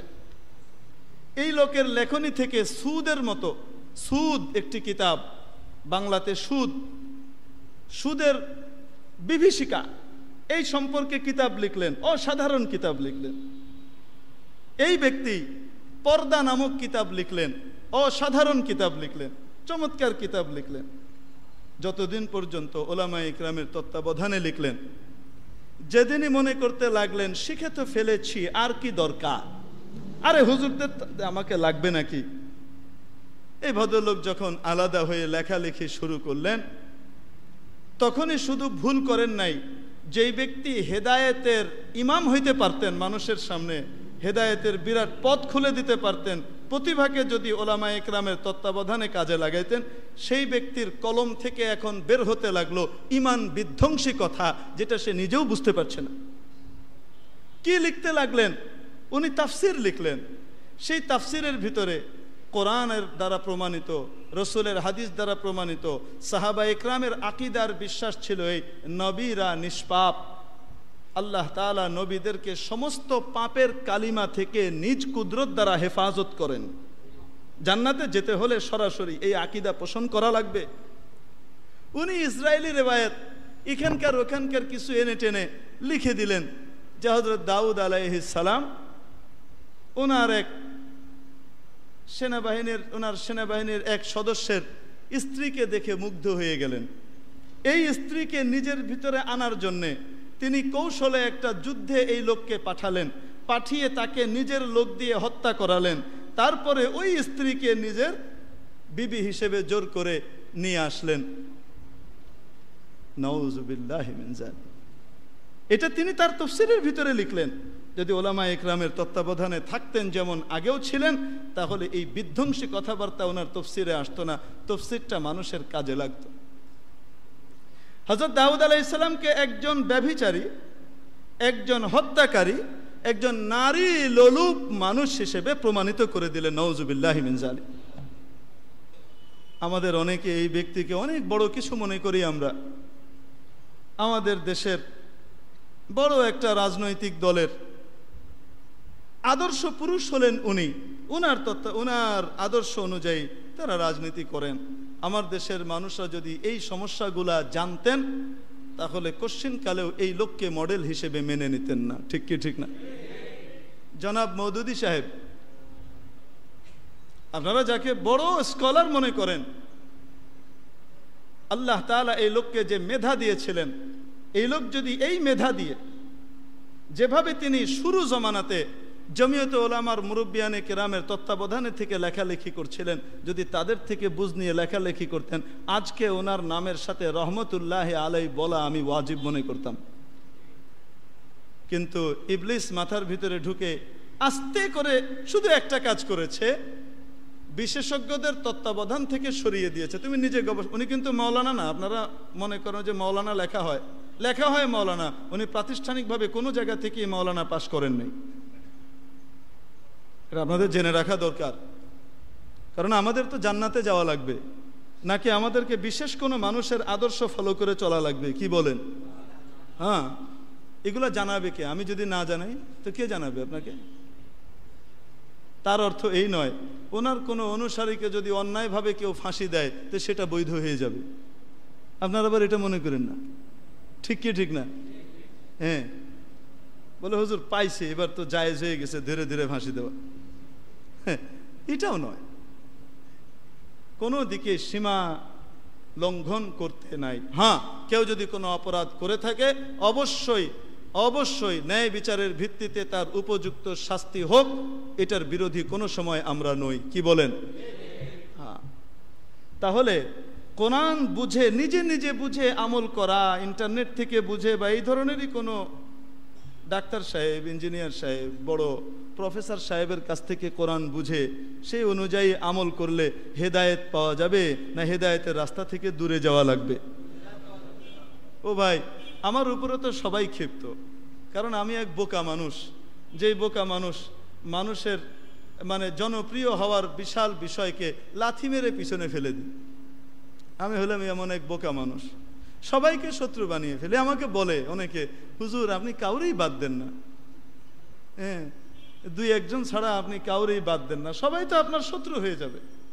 হ্যাঁ রে ভাই, আজকে শত্রু হবে, যেই দিন চোখটা বন্ধ হবে ইনশাল্লাহ সেদিন আমার চেয়ে বড় হিতাকাঙ্ক্ষী আর বন্ধু তার সামনে কেউ থাকবে না, আল্লাহ চায়। আমার কোনো স্বার্থ নাই। আমি যদি মিষ্টি মিষ্টি কথা বলে পক্ষীয় কথা বলে যাই, তাহলে আমার পকেটে হাদিয়া বেশি আসবে, আপনারা দাওয়াত বেশি করবেন, অনেক টাকা পয়সা হাদিয়া দিবেন। বেশ কিছু হাদিয়া টাদিয়া সংগ্রহ করতে পারলে ইকবাল রোডে একটা ফ্ল্যাটও কিনে ফেলা যাবে। এটা আমি জানি না, খুব ভালো করে জানি। আহলে হাদিস ভাইয়ের পক্ষে বললে, জামাত ইসলাম ভাইয়ের পক্ষে বললে, কবর পূজারী বেদাতীদের পক্ষে বললে, হ্যাঁ মাইজ ভান্ডারের পক্ষে বললে, এইভাবে গান বাদ্যর দ্বারা যারা নাকি আল্লাহর মারেফত মনে করে এদের পক্ষে বললে, যারা কবর সেজদা করে শিরিক বেদাতের ভিতরে ঢুকে আছে এদের পক্ষে বললে, কারো বিপক্ষে না বললে মিঠি মিঠি হাপ হাপ কাড়ুয়া ছি, এরকম বাস পক্ষের কথাই সব। হুজুর সকলের সাথে আছে, তাহলে হাদিয়ার অভাব হবে এই হুজুরের? বলেন না কেন? আরে হুজুরের এই হাদিয়ার অভাব হবে না। মসজিদ থেকে সম্মানী নেওয়ার কোনো দরকারই নাই। আর দুধ তরিকার সম্মানী কি দেয়? সম্মান শুধু হাদিয়া দিয়ে, সুবহানাল্লাহ দিয়ে পকেটে যা আসবে আর যা দাওয়াত খাবে, শেষ পর্যন্ত বাধ্যতামূলকভাবে বলতে হবে, ভাই আল্লাহর ওয়াস্তে শাক সবজি করবেন, মুরগি বানাবেন না, রোস্ট বানাবেন না, গরু মরু গোশত নিষেধ। এই জন্য আমার প্রিয় ভাই, কোরআন আর হাদিসকে যদি কেউ নিজের মন গড়াভাবে বুঝতে থাকে, সে বিপদে পড়বে, সে বুঝবে না যে আমি বিপদে পড়ে যাচ্ছি। ঠিক কি ঠিক না? এই জন্যে যদি সামান্য সামান্য জিনিস এটার জন্য গবেষণা করার জন্য, রিসার্চ করার জন্য যদি উপযুক্ত দক্ষ লোকের তত্ত্বাবধানের প্রয়োজন পড়ে, তাও 20-21 বছর পড়ালেখা করার পরে, তারপরও রিসার্চের অনুমতি পাওয়া গেছে, তাও কারো তত্ত্বাবধানে যদি লাগে, আল্লাহর কালাম আর হাদিসকে বোঝার জন্য কারো তত্ত্বাবধান লাগবে না, নিজে নিজে বুঝলেই হবে? লাগবে না? লাগবে না? হ্যাঁ আমার প্রিয় ভাই মুহতারাম হাজেরিন, এই জন্যে খুব ভালো করে, এটা একটা মৌলিক বিষয়, এটা খুব মৌলিক বিষয়।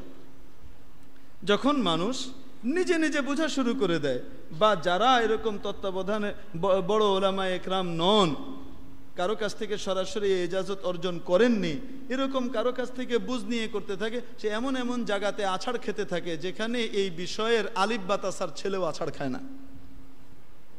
এজন্য বিশ্বের আমাদের দৃষ্টিতে অনেক বড় একজন জেনারেল শিক্ষিত, ইসলামিক দৃষ্টিতে আপনারা ওনাকে অনেক বড় জ্ঞানী মনে করেন, আমি কারো নাম বলবো না, অনেক বড় জ্ঞানী মনে করেন আপনারা, অনেক সময় মনে করেন আরে 1000 আলেম একসাথে রাখলে ওনার পাত্তা পাবে নাকি? সারা বাংলাদেশের সব আলেম উরুম আলেম আছে নাকি?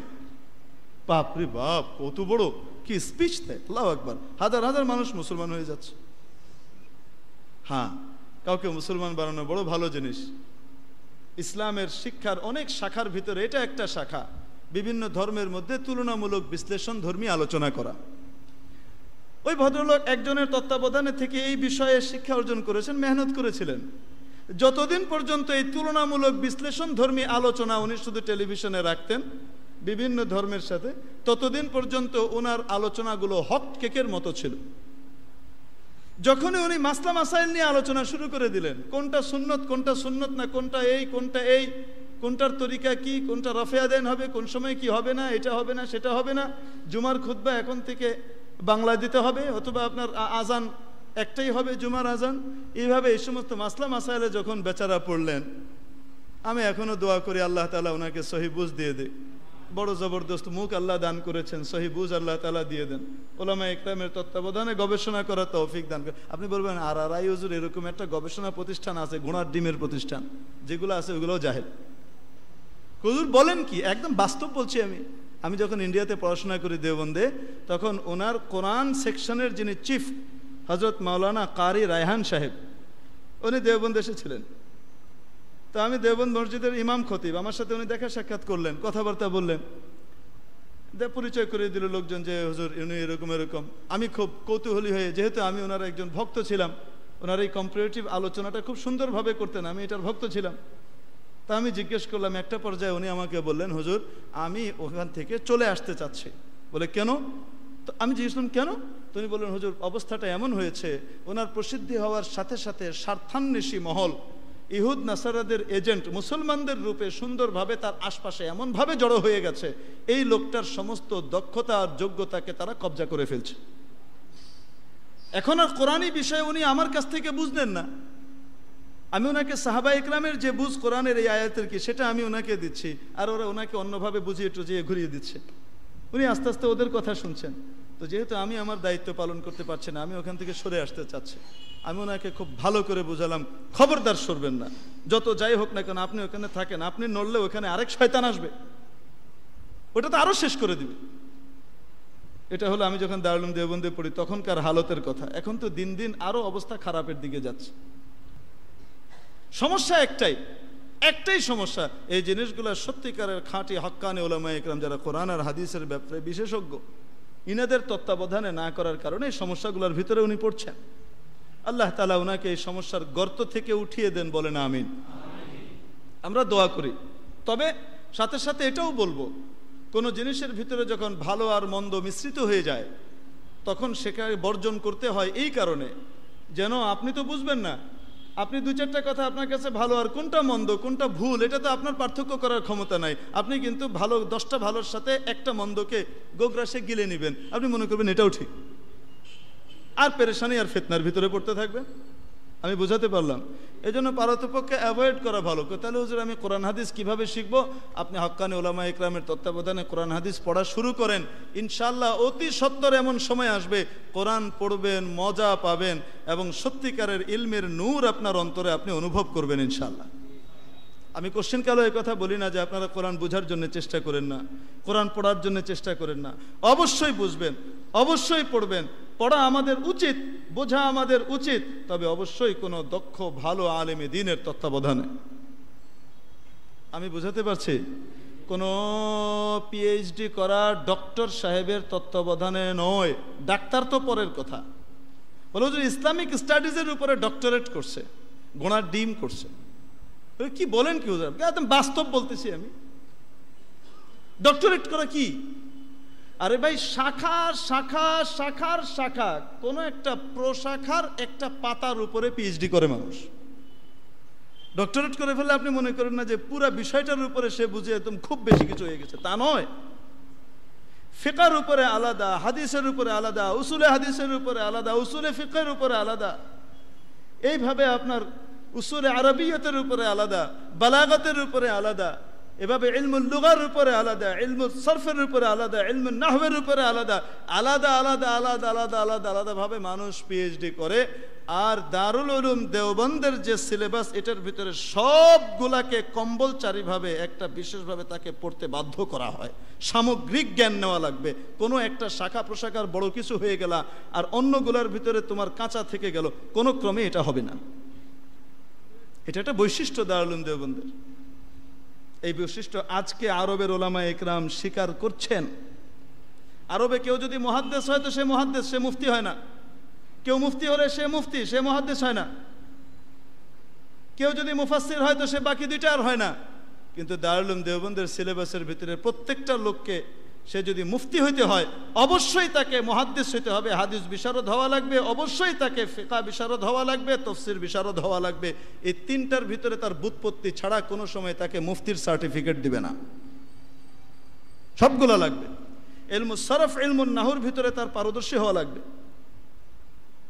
সবগুলোর ভিতরে তাকে পারদর্শিতা একটা স্টেজে নিলে তারপরে তাকে এই সার্টিফিকেট এর আগে দেয় না।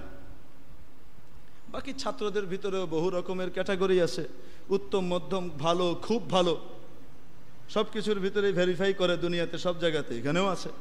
এই জন্য সবাই এক স্টেজের হবে না। ও ভাই, আমি বোঝাতে পারিনি আপনাদেরকে। এই জন্য কোরআন হাদিস শিক্ষা করার জন্য নিজে নিজে না সত্যিকারের ওলামায়ে ইকরাম আলেমে দ্বীনদের শরণাপন্ন হয়ে কোরআন হাদিস শিক্ষা করব। না হলে পেঁচে পড়ে যাবেন। হাত উঠাবেন না হাত রাখবেন, আমিন আসতে বলবেন না জোরে বলবেন, এমন এক মহা মুসিবতে পড়বেন। এক চ্যানেল বলবে আমিন বলা জোরে বলা সুন্নত, আরেক চ্যানেল বলবে আমিন জোরে বললে বেদাত হয়ে গেছে। এক চ্যানেল এসে বলবে যে আপনাকে না দাঁড়িয়ে দাঁড়িয়ে যদি মিলাদ না পড়েন তাহলে আপনি রসুলের মহব্বত এখনো পানি নাই। আরেক চ্যানেল এসে বলবে যে এটা একদম ডাহা বেদাত। এখন আপনি আবার একই চ্যানেলের ভিতরে দুই মৌলবীও আসে, কি আসে না? আজহারুল মান্নান ভাই এমন এক বিপদের ভিতরে পড়ে, তারপরে এসে হুজুরকে বলে হুজুর কোনটা করব, এটা বলে হুজুর কইলো এটা, এই হুজুর কইলো এটা, আমি কোনটায় যাব? এখন জিজ্ঞেস করে কখন? যখন হুজুরকে দেখা হয় তখন তার মনে পড়ে, হায় রে আমি তো এই বিপদে আছি। আর হুজুর এখন আরেকজনের সাথে অ্যাপয়েন্টেড, উনি এখন নামাজ পড়িয়ে ওইখানে যাচ্ছেন। রাস্তার ভিতরে হুজুর একটা জরুরি মাসলা। কি মাসলা? হুজুর 1 মিনিট লাগবে, 1 মিনিট লাগবে। আরে কোন উত্তর 1 মিনিটের আর কোন উত্তর 1 ঘন্টার, তুমি কি বুঝো?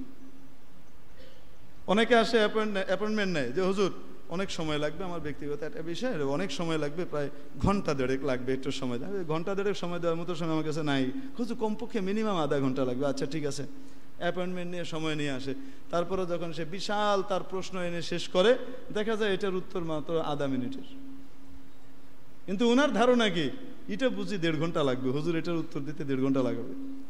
আবার আরেকটা ওনার ধারণা হলো যে এটার উত্তর তো 1 মিনিটের, হুজুর আধা মিনিট, এটা মেহরবানি করে বলে দিয়ে গেলে ভালো হয়। অথচ এটা উত্তর 1.5 ঘন্টা। প্রথমে তাকে এই উত্তর বোঝার জন্য, মানে এই উত্তর খাওয়ার জন্য, গোশত খাওয়ার জন্য তার দাঁত উঠাইতে হবে, দাঁত মজবুত করানো লাগবে। তারপরে দাঁত উঠে সারলে এবারে দেখতে হবে পোকরা টোকরা কিছু আছে কিনা। দেখা যাবে যে না, পোকা টোকা নাই, সব ঠিকঠাক আছে। পোকা যদি 2-1টা থাকে সেটা আবার ফিলিং করতে হবে। আর যদি অবস্থা দেখা যায় অবস্থা আরও খারাপ, তাহলে রুট ক্যানেল করতে হবে, নাহলে তো কেটে ফেলেই দেওয়া লাগবে। সব ঠিকঠাক করে এবার গোশত খাও। উত্তরটা তারপরে থাকে, উত্তরটা 2 মিনিটের, কিন্তু দাঁত উঠাইতে 1.5 ঘন্টা লাগবে, নাহলে এই উত্তর সে বুঝবেই না। আমি বুঝাতে পারি আপনাদেরকে, আশা করি আপনারা বিরক্ত হচ্ছেন না। কোরআনের তফসির কি? তফসির যদি আপনি বলেন হুজুর আপনি ইরান তুরানের কথা বলেন কেন, আপনি এই আয়াতটার উপরেই বলেন, আর কোন কোন তফসিরের ভিতরে কি কি বলছে সেটা বলেন, তাহলে আমার তফসিরে আসার তো কোনো দরকারই নেই আপনাদের। তফসির কিছু কিনে নিয়ে বাংলা তফসির অনেক পাওয়া যায়, তফসিরে মারিফুল কোরআন পাওয়া যায়, ইবনে কাসির পাওয়া যায়, হ্যাঁ আপনার তাবারি পাওয়া যায়, অনেক কিছু পাওয়া যায়, নিয়ে বসে পড়ে ফেলেন। আমার কাছে আসার দরকার কি? মুফাসসিরের তফসিরের মজলিসে এই জন্য বসতে হয় যে এক আয়াতের সাথে বর্তমান এই সময়ের কোন জিনিসের সম্পর্ক চলছে, এই আয়াত বর্তমানে কোন রোগের সমাধান, আমাদের কোন আত্মিক রোগ, কোন চিন্তাগত রোগের সমাধান, এই জিনিসটাকে তুলে তুলে ধরবে কে? মুফাসসিরে কোরআন। এই জন্য মুফাসসিরের দরকার পড়ে।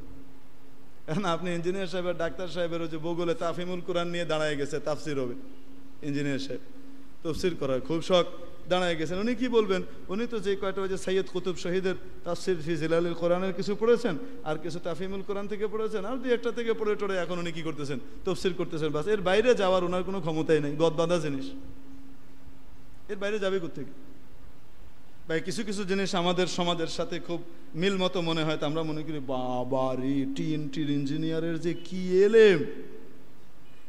আমার কাছে আসে মাঝে মধ্যে এসে, ওরে ভাই আমাদের কাছে তেমন কোন, আপনি মনে করেন না যে আমি বড়াই করছি, নাউজুবিল্লাহ, আমার কাছে তেমন কোনো এলিম নাই, কিন্তু পার্থক্য করার ক্ষমতা আছে, কে ভুল বলছে আর কে ঠিক বলছে। আল্লাহ তাআলা এতটুকু ক্ষমতা দিয়েছেন, আল্লাহ তাআলার শুকর। বড়াই নয়, এসব আল্লাহর নিয়ামত। কার নিয়ামত? আল্লাহর নিয়ামত। 74 নম্বর আয়াত, والذين إذا ذكروا بآيات ربهم لم يخروا عليها سما وعميانا। এই আয়াতের পরের আয়াত, والذين يقولون ربنا هب لنا من أزواجنا وذرياتنا قرة أعين واجعلنا للمتقين إماما। 13 নম্বর সিফত রহমানের। ওরে আল্লাহ আমার পা ঝেঁঝে ধরে গেছে রে ভাই, দোয়া করেন। সুবহানাল্লাহ বিহামদিহি। বুড়ো হয়ে গেছে, দেখতে জওয়ান হলে কি হবে? ফার্মের মুরগি খাই, সারি সারি তরকারি খাই, তো কিভাবে জওয়ান থাকবো বলেন? আমাদের মুরব্বীরা যারা এখানে আছেন 70-80 বছর বয়সের, ওরে বাপ রে বাপ, আমাদের আগে দৌড়ায়। মাশাআল্লাহ, আল্লাহ ওনাদের হায়াত আরো বাড়িয়ে দেন, সুস্থতার হায়াত বাড়িয়ে দেন, আর আমাদের দুর্বলদেরকে সবল করে দেন, আমিন। 13 নম্বর বৈশিষ্ট্য হলো রহমানের কৃপা ধন্য বান্দাদের 13 নম্বর বৈশিষ্ট্য, ওয়াল্লাযীনা ইয়াকুলুনা রব্বানা হাব লানা। যারা আল্লাহর দরবারে প্রার্থনা করে, আল্লাহর কাছে দোয়া করে, ইয়া আল্লাহ, ও আমাদের প্রভু, আমাদের পরওয়ারদিগার, ও আমার পরওয়ারদিগার, হাব লানা মিন আজওয়াজিনা ওয়া যুররিয়াতিনা কুররাতা আয়ুন। আপনি আমাদেরকে আমাদের স্ত্রী এবং সন্ততিদের মধ্য থেকে, তাদের পক্ষ থেকে কুররাতা আয়ুন, দয়া করে চোখের শীতলতা দান করুন। আপনি আমাদেরকে দান করেন, আমাদের স্ত্রী পুত্র পরিজন এদের কাছ থেকে যেন আমাদের চোখের শীতলতা আসে, এদের আচরণ, এদেরকে দেখে যেন আমার অন্তর ঠান্ডা হয়ে যায়, শান্তি পাই। আমাদের স্ত্রীদেরকে, আমাদের সন্তানদেরকে আপনি এরকম দান করেন। আমরা কি চাই?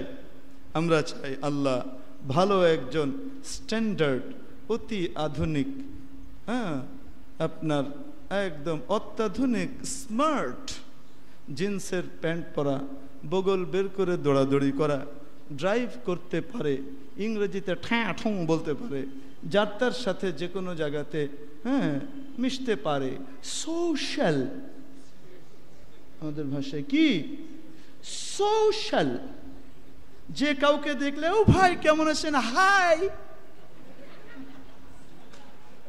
আমরা এমনই চাই, তারপরে কি হয়, সব আসলো, ড্রাইভার সাহেবও আসলো, খুব সোশ্যাল সাহেবাও আসলেন, সবই আসলেন, কিন্তু জীবনের সুখটা আর আমার কাছে আসলো না। হয় কি হয় না?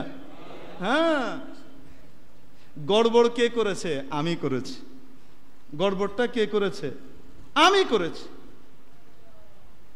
যদি অতি স্মার্ট হওয়া আর এই সমস্ত জিনিসগুলো সত্যিকারের সবচাইতে কোয়ালিটিফুল হওয়ার, উন্নত হওয়ার পরিচয় আর লক্ষণ হতো, তাহলে আল্লাহ তাআলা রসুল করিম সাল্লাল্লাহু আলাইহি সাল্লামের মেয়ে নবীর দুলালি হযরত ফাতেমাকে এই সমস্ত গুণে গুণান্বিত করতেন।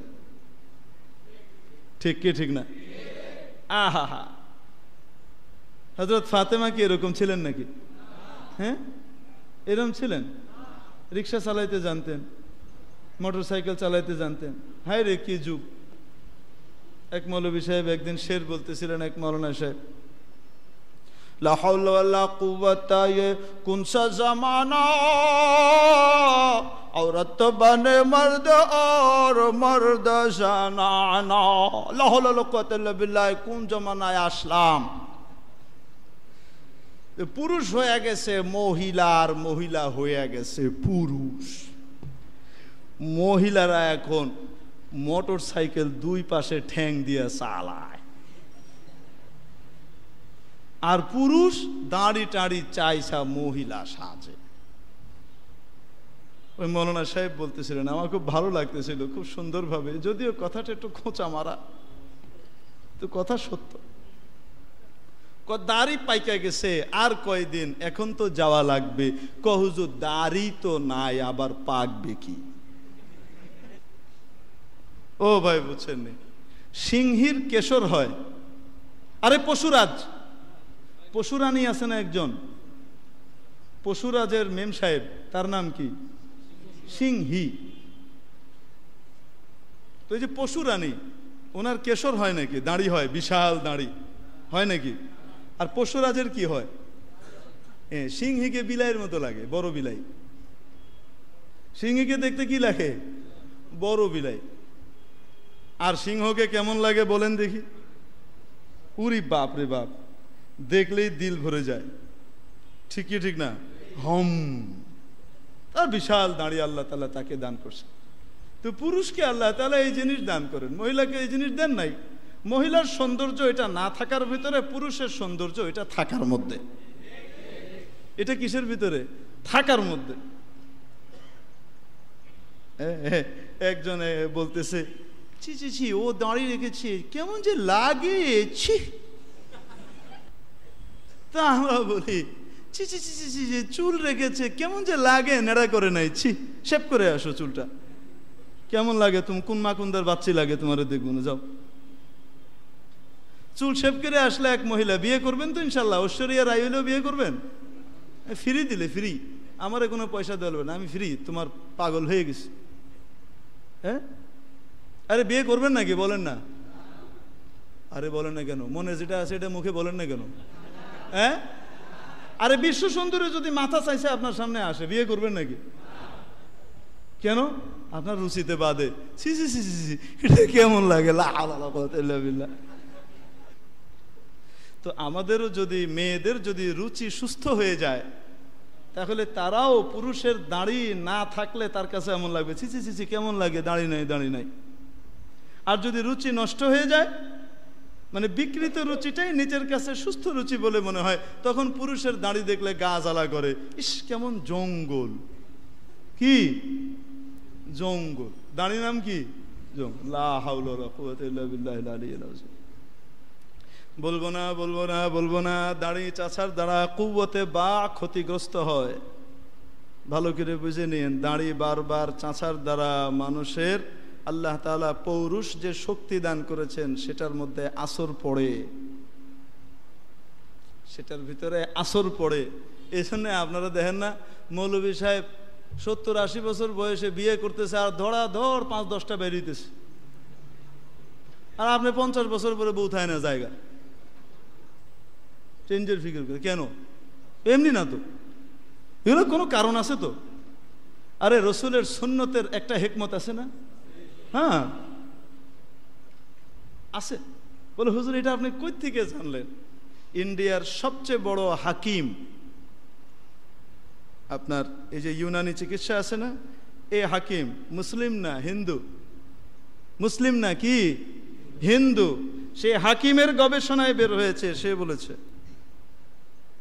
আজকের কথা না, আজ থেকে 100 বছর আগের কথা, তার বক্তব্য যে এটা বারবার চাঁচলে এটার সাথে আল্লাহ তাআলা ওই জিনিসের সম্পর্ক রেখেছেন। কোনটার সম্পর্ক কিসের সাথে রেখেছেন এটা বোঝা যাবে না। এখন আধুনিক একটা চিকিৎসা তরিকা পদ্ধতি বেরিয়েছে, আকুপ্রেশার।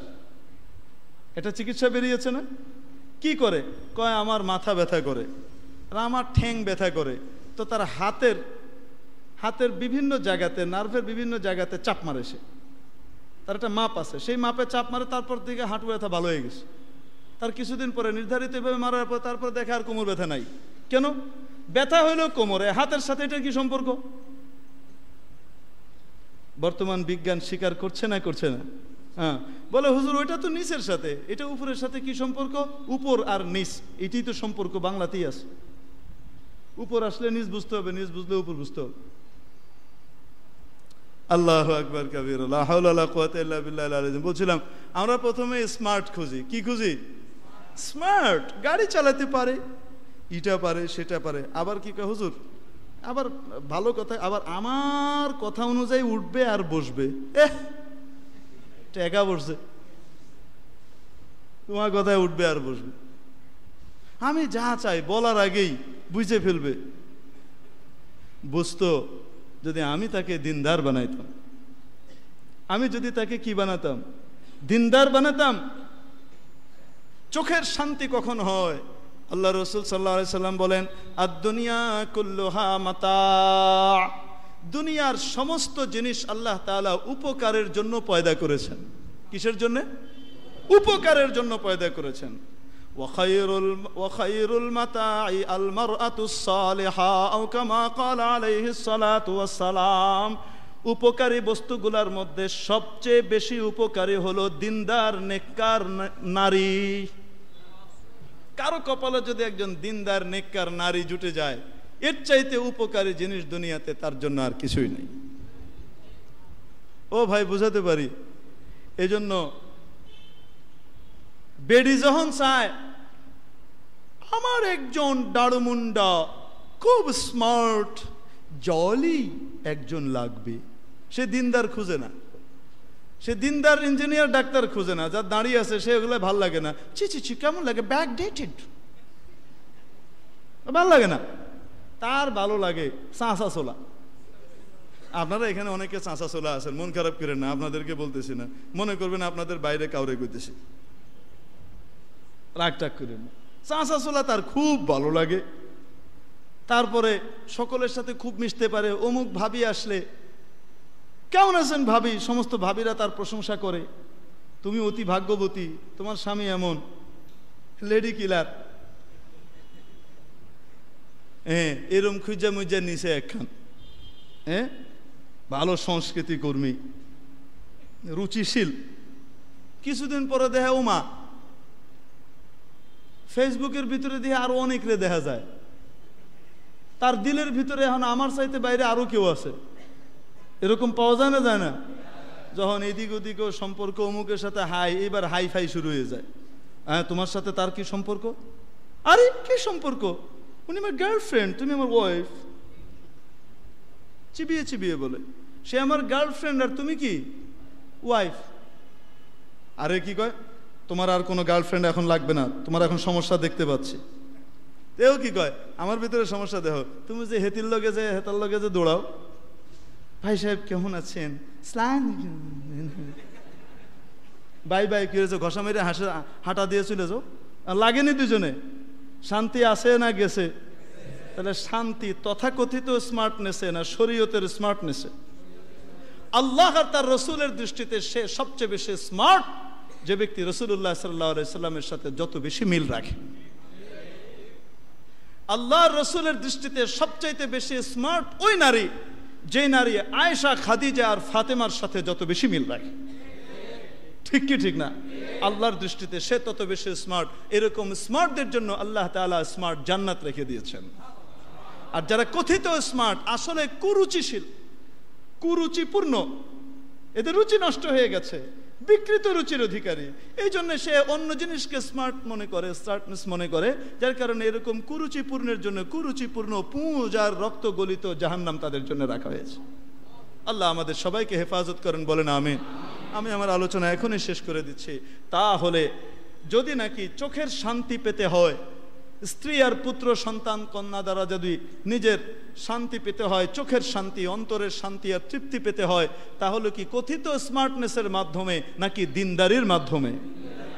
রাসূল করিম সাল্লাল্লাহু আলাইহি ওয়াসাল্লাম বলেন, তুনকাহুল মারআতু লিআরবাইন, 4 কারণে, 4 জিনিস দেখে একটা নারীকে মানুষ বিয়ে করে। নারীদেরকে বিয়ে করে কয় কারণে? এক এক পুরুষের চোখে 4 স্বপ্নের এক স্বপ্ন থাকে, কারো চোখে আবার সব স্বপ্নই থাকে। একজনের চোখের চশমা হলো লিমা লিহা, হইসা দেহি বিয়ে করে। কি দেখি? পয়সা দেখে, বাপ বড় ইন্ডাস্ট্রিয়ালিস্ট, মরার পরে আমি মালিক হব। এইবার এই সেমরিরে বিয়ে করে কিসের জন্য? পয়সার জন্য। গাড়ি নেয়, বাড়ি নেয়, ইটা নেয়, সেটা নেয়, ঘর ভর্তি সামান নেয়। হ্যাঁ, আবার বড়াই করে, আমাকে একটা অ্যালিয়ন দিয়েছে আর অফিসে যাওয়ার জন্য একটা পাজেরও গিফট করেছি। খুবই কিছুদিন পরে লাগে, যেমনি লাগে, এখন সেমরি কি কয়? বেশি কথা বলবা না, গেট আউট। এই ফার্নিচার আমার বাপের, এই সোফা আমার বাপের, ড্রেসিং টেবিল আমার বাপের, যে খাটে শুয়ে কথা বলো ওইটা আমার বাপের, বাইরের পাপোশটা আমার বাপের, চৌকাটটা সাজিয়ে দিয়েছে আমার বাপের, বাইরে অফিসে যাও আমার বাপের দেওয়া গাড়িতে যাও, বড় বড় কথা বলো, চুপ। এমন ভাবে পাপ করে ওর কলজা বেরিয়ে যায়। লিমা লিহা, কি দেখে বিয়ে করে?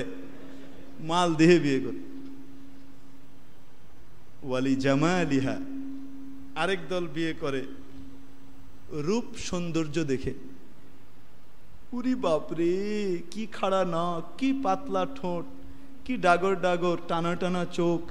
বলে, হুজুর আপনি এগুলি বুঝেন কেমনে? আমি পুরুষ না? এ বলে না কেন? আমাকে কি আল্লাহ কি মহিলা করে পয়দা করছে নাকি? তো মেয়েদের কোন কোন গুণ এটা হবে, এটা তো আল্লাহ তাআলা প্রত্যেক পুরুষের মাথায় অটোমেটিক দিয়ে দেয়, নাকি দেয় না? হ্যাঁ, এটা তো অটোমেটিক মানুষ বুঝে। এটা কি হুজুর হলে বুঝবে না? হ্যাঁ, বড় আজীব। কয়েক এলাকার সব বুড়িরা গাঠি পুচকা মাথায় নিয়ে বাইরে চলে যেতেছে। তো একজন লোক জিজ্ঞেস করে, ও বুড়িমা, সবাই গাঠি পুচকে হলে পুরো গ্রাম খালি করে কই যান? কয়, আল্লাহ আল্লাহ আল্লাহ, সি সি সি রে ভাই, লাজ শরম কই রাখবো, আমাদের ইমাম সাহেব বিয়ে করছে, তার আবার বাচ্চা হয়েছে।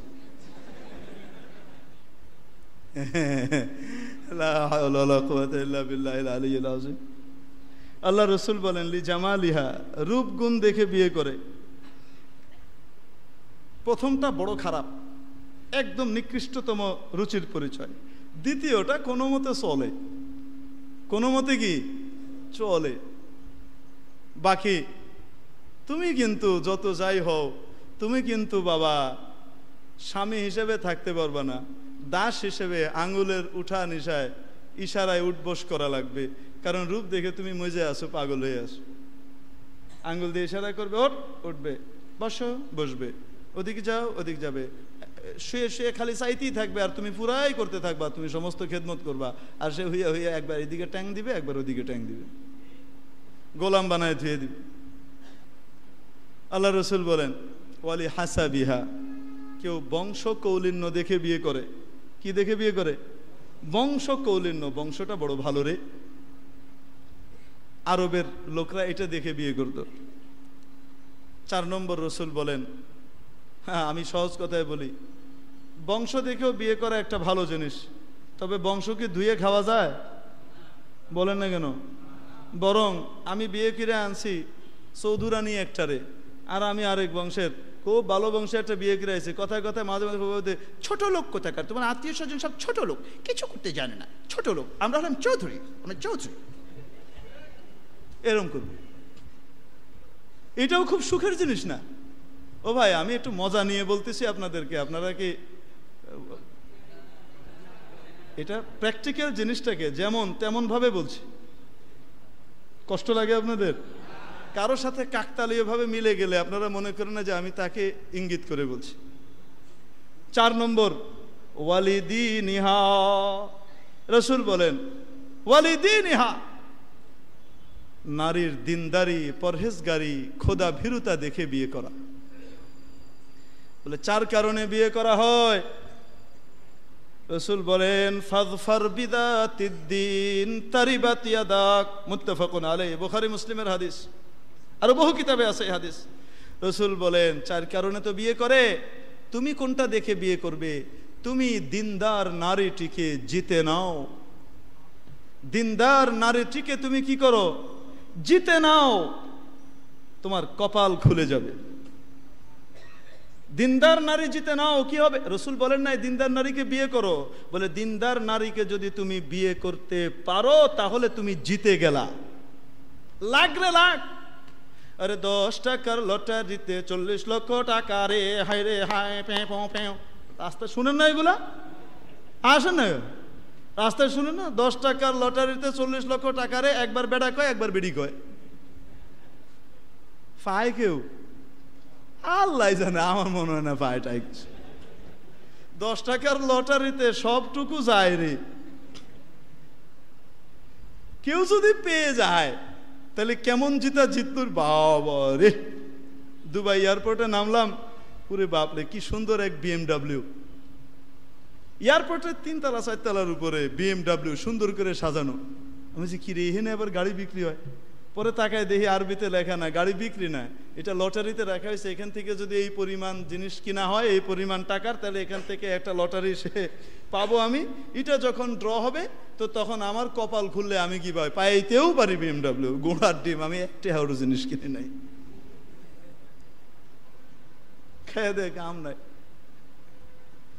তো যাই হোক, কেউ যদি পেয়ে যায় তাহলে অনেক পেল না?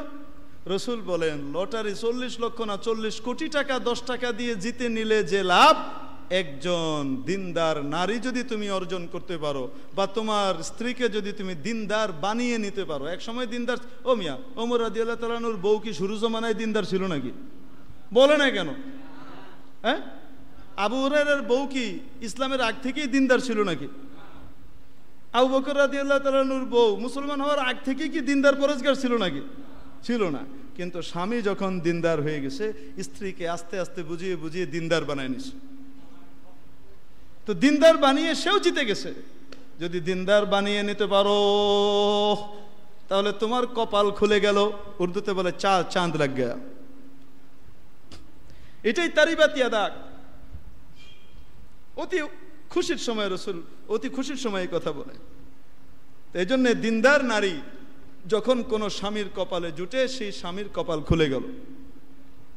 রেডিমেড সব সময় পাওয়া যায় না, মাঝে মধ্যে কি করা লাগে? গড়ে নেওয়া লাগে। আয়াতের শেষ অংশে একটা কথা আছে, ওয়াজআলনা লিল মুত্তাকিনা ইমামা।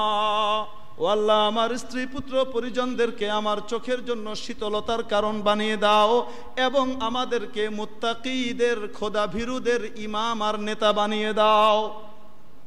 এই অংশটার ভিতরে মুফাসসিরিনে কিরাম লিখেন, এটার অর্থ হলো এই, নিজে পদলোভী হওয়া নয়। এটার অর্থ হলো এই, স্বাভাবিকভাবে একটা পরিবারের নেতা কে হয়? ছেলে হয়, মেয়ে হয়, মহিলা হয়, না স্বামী হয়? সে তো এমনি নেতা হয়। ইয়া আল্লাহ, আমার স্ত্রী পুত্র পরিজনদেরকে তুমি মুত্তাকি বানিয়ে দাও। স্বামীর দায়িত্ব হলো স্ত্রী পুত্র পরিজনদেরকে, স্ত্রী পুত্র কন্যাদেরকে কি বানানোর চেষ্টা করা? দিনদার বানানোর চেষ্টা করা। ইয়া আল্লাহ, তুমি বানিয়ে দাও, আর আমি এই মুত্তাকিদের যেন নেতা থাকি। আমি যেন জাহান্নামীদের নেতা না হই, মুত্তাকিদের নেতা হই। এই জন্য কমপক্ষে আল্লাহর কাছে এটা চাইতে থাকতে হবে, কেঁদে কেটে, আর চেষ্টা করতে থাকতে হবে। ও ভাই, কত জিন্দেগি আছে, আমি কি বলবো, কত জিন্দেগি বলবো। কারণ আমাদের ঘটনা দিয়েই বলি, আমার বেগমরা এরা সব স্কুলে পড়ুয়া। ওই যে সোডা কোডা কি আছে না, গোড়ার ডিম, এই সমস্ত স্কুল থেকে পড়ুয়া। তো এখন বুঝেন দেখি, তারা ওখানে খুব দিনদার পরহেজগার, নেকাব টেকাব করে তারপরে যায়। তো কি বলেন, এরকমই ছিল। আমার শ্বশুর মশাই ইঞ্জিনিয়ার ছিলেন, ধানমন্ডিতে 6 তলায় বাড়ি, তার নিজের এগুলা সেগুলা আছে, আর কি লাগে, পয়সা করে শেষ নাই। আল্লাহ তাআলা যখন আমার শ্বশুর মশাইকে দিন দান করলেন, তখন উনি মেহনত শুরু করলেন আমার শাশুড়ির উপরে, তার মেয়েদের উপরে মেহনত শুরু করলেন। আস্তে আস্তে আস্তে আস্তে মেহনত করতে করতে, দোয়া করতে করতে, তালিম নিতে, ওলামা একরামের সোহবতে, বয়ান শোনাইতে শোনাইতে এমন এক অবস্থায় এসে গেল, আল্লাহর রহমতে ছেলে মেয়ে সন্তান সব দিনদার হয়ে গেছে। এটা আল্লাহর শুকর। এটা কার শুকর? আল্লাহর শুকর। তো মেহনত করা লাগবে না? লাগবে না। এটা আমার দায়িত্ব, আমার স্ত্রীকে, আমার সন্তান সন্ততিকে দিনদার বানানো। হ্যাঁ, আগের থেকেই চয়েসের সময় দিনদার চয়েস করে নেওয়া জরুরি, কিন্তু তখন যদি সেই বুঝ না থাকে তো তাহলে তাকে দিনদার বানানো আমার জিম্মাদারি। কার জিম্মাদারি? আর স্ত্রীর জিম্মাদারি হলো, হুজুরের কাছ থেকে বয়ান শুনছি, অতএব আমাকে ভালো বানানো তোমার জিম্মাদারি, আমার কোনো দায়িত্ব নাই। কি বলেন? এরকম তো দায়িত্ব সব তোমার, আমার আর কোনো দায়িত্ব নাই, এরকম নাকি? না, আমাকেও ভালো হইতে হবে, স্বামীর সাথে আমাকে কোঅপারেট করা লাগবে, না লাগবে না? হ্যাঁ। ওরে ভাই, আজকালকার যদি এই সমস্ত সমস্যাগুলোর ভিতরে আমরা পড়ি, ইসলামী যে দাম্পত্য জীবনের নিয়ম নীতিমালার জিন্দেগি, এগুলাকে যদি আমরা ফলো না করি, একটু সময় বেশি হচ্ছে, একটু সবর করেন, আমি শেষ করে দিচ্ছি। গুরুত্বপূর্ণ একটা বিষয়ের অবতারণা যেহেতু হয়েই গেছে, তো শেষ করে দিই। যেহেতু যদি না করি তাহলে আমাদের সমাজের ভিতরে ডিভোর্সের রোগ দেখা দিবে। কিসের রোগ? ডিভোর্সের রোগ, অশান্তির রোগ, বিচ্ছেদের রোগ, স্বামী স্ত্রীকে মারা, স্ত্রী স্বামীকে বেলুন নিয়ে দৌড়ানো, মাঝে মধ্যে বটি নিয়ে এসে ভয় দেখানো, এগুলা দেখা দিবে না? দিবে না? হ্যাঁ। এই সমস্ত সমস্যা কেন দেখা দিচ্ছে? দিনদারি না থাকার কারণে। রাসূলুল্লাহ সাল্লাল্লাহু আলাইহি ওয়াসাল্লামের জিন্দেগি দেখেন, সমস্ত সাহাবা ইকরামের জিন্দেগিতে দেখেন, একজনের ভিতরেও এই সমস্যা দেখা। হ্যাঁ, কোন সময় আল্লাহর কুদরত, ইবলিসার জন্য ইবলিস জুটে না। হ্যাঁ, ভালো মানুষের কপালে ইবলিসা জুটে যায়, আবার ভালো মেয়ের কপালে একটা ইবলিস জুটে যায়, ডাকাত জুটে যায়, এরকম অনেক সময় হয়। সেক্ষেত্রেও ইসলামের দেওয়া কি আছে? নীতিমালা আছে, সমাধান আছে। আমার প্রিয় ভাই, যদি নাকি দিনদারির উপরে পরিবার না চলে, তাহলে কোনো সময় আমাদের ভিতরে আত্মিক জোড় স্থায়িত্ব লাভ করবে না। স্বামীর স্ত্রীর প্রতি কিছু কর্তব্য আছে, স্ত্রীরও স্বামীর প্রতি কিছু কর্তব্য আছে। খালি সম অধিকার ঠেলাবাজি করলে হবে না। আর স্বামী যদি মনে করে আর রিজালু কাওয়ামুনা আলান নিসা, আল্লাহ তাআলাই বলছেন পুরুষরা নারীদের উপরে কর্তৃত্ব পরায়ণ হবে, আমাকে কর্তৃত্ব দেওয়া হয়েছে, আল্লাহ দিছে আমার এই কর্তৃত্ব, আমি তোরে অন্ধরে খালি ফিডায়াম, আর ধরে তোরে আমি শাস্তি দিব। তো তাহলে সুখ শান্তি আসবে না যাবে? হ্যাঁ। রাসূল করিম সাল্লাল্লাহু আলাইহি ওয়াসাল্লাম, এই বিচ্ছেদ হয়ে গেলে কি সমস্যা? স্বামীর যদি স্ত্রী না থাকে, স্ত্রীর যদি স্বামী না থাকে, মনে রাখবেন একটা কথা, মনে রাখবেন, প্রথম যার সাথে মানুষের সম্পর্ক হয়, যে স্ত্রীর সাথে স্বামীর প্রথম সম্পর্ক হয়, স্বামীর জন্য প্রথম স্ত্রী প্রথমা, আর স্ত্রীর জন্য প্রথম স্বামী, মনে রাখবেন যতই যা কিছু হোক জীবনে কোনোদিন ভুলতে পারে না। দুঃস্বপ্নের মতো তাড়া করে, যদি বিচ্ছেদ হয়েও যায়, আরেকজনের সাথে বিয়ে হয়েও যায়, তারপরে ওই প্রথম সেই স্মরণ ওইটা থাকে, ওটা কোনো সময় ভুলতে পারে না। আমি যেটা বলছি এটা বৈজ্ঞানিক সত্য, ঠিক না বে ঠিক? প্রথমকে ভোলা যায় না, প্রথমকেও ভোলা যায় না, প্রথমাকেও ভোলা যায় না। বহুত কষ্ট হয়, মুছে দেওয়া সম্ভব হয় না একেবারে, কোনো না কোনো সময় স্মৃতি এসে পীড়া দেয়। এই জন্যে কোনো ক্রমেই যেন আমাদের মাঝখানে সম্পর্কের বিচ্ছেদ না ঘটে, এই দিকে সূক্ষ্ম দৃষ্টি রাখা স্বামীরও দায়িত্ব, স্ত্রীরও দায়িত্ব। প্রত্যেকেই নিজেরা এমন কোনো পরিস্থিতির উদ্ভব যেন না হয় যেন আমাদের মধ্যে বিচ্ছেদের দিকে সময় যেতে থাকে, এটা যেন না হয়। এদিকে উভয়কে লক্ষ্য রাখতে হয়। উভয়ে যদি লক্ষ্য রাখে, স্বামী স্ত্রীর হক আদায় করে আর স্ত্রী স্বামীর হক আদায় করে, তাহলে রাসূলুল্লাহ সাল্লাল্লাহু আলাইহি সাল্লাম বলেন, এদের চাইতে সুখী দম্পতি দুনিয়াতে নাই। এই দুনিয়ার ভিতরে কিচ্ছু নাই, কুঁড়ে ঘরের ভিতরে থেকেও সে জান্নাতে থাকবে। সব আছে, স্ত্রীটা আমার মন মতো নয়, আর স্ত্রী দিনদার নয়, বা স্ত্রী দিনদার কিন্তু স্বামীটা বদ্দিন, তো তাহলে কোনোদিন এই দুজনের মাঝখানে শান্তি আসা সম্ভব নয়, বড় কঠিন কষ্ট। ও ভাই, আমি বোঝাতে পারছি। এই জন্যে আমি যেমন দিন লাভ করলাম কিসের মাধ্যমে? ওলামায়ে কেরামের সোহবত সংস্পর্শের মাধ্যমে।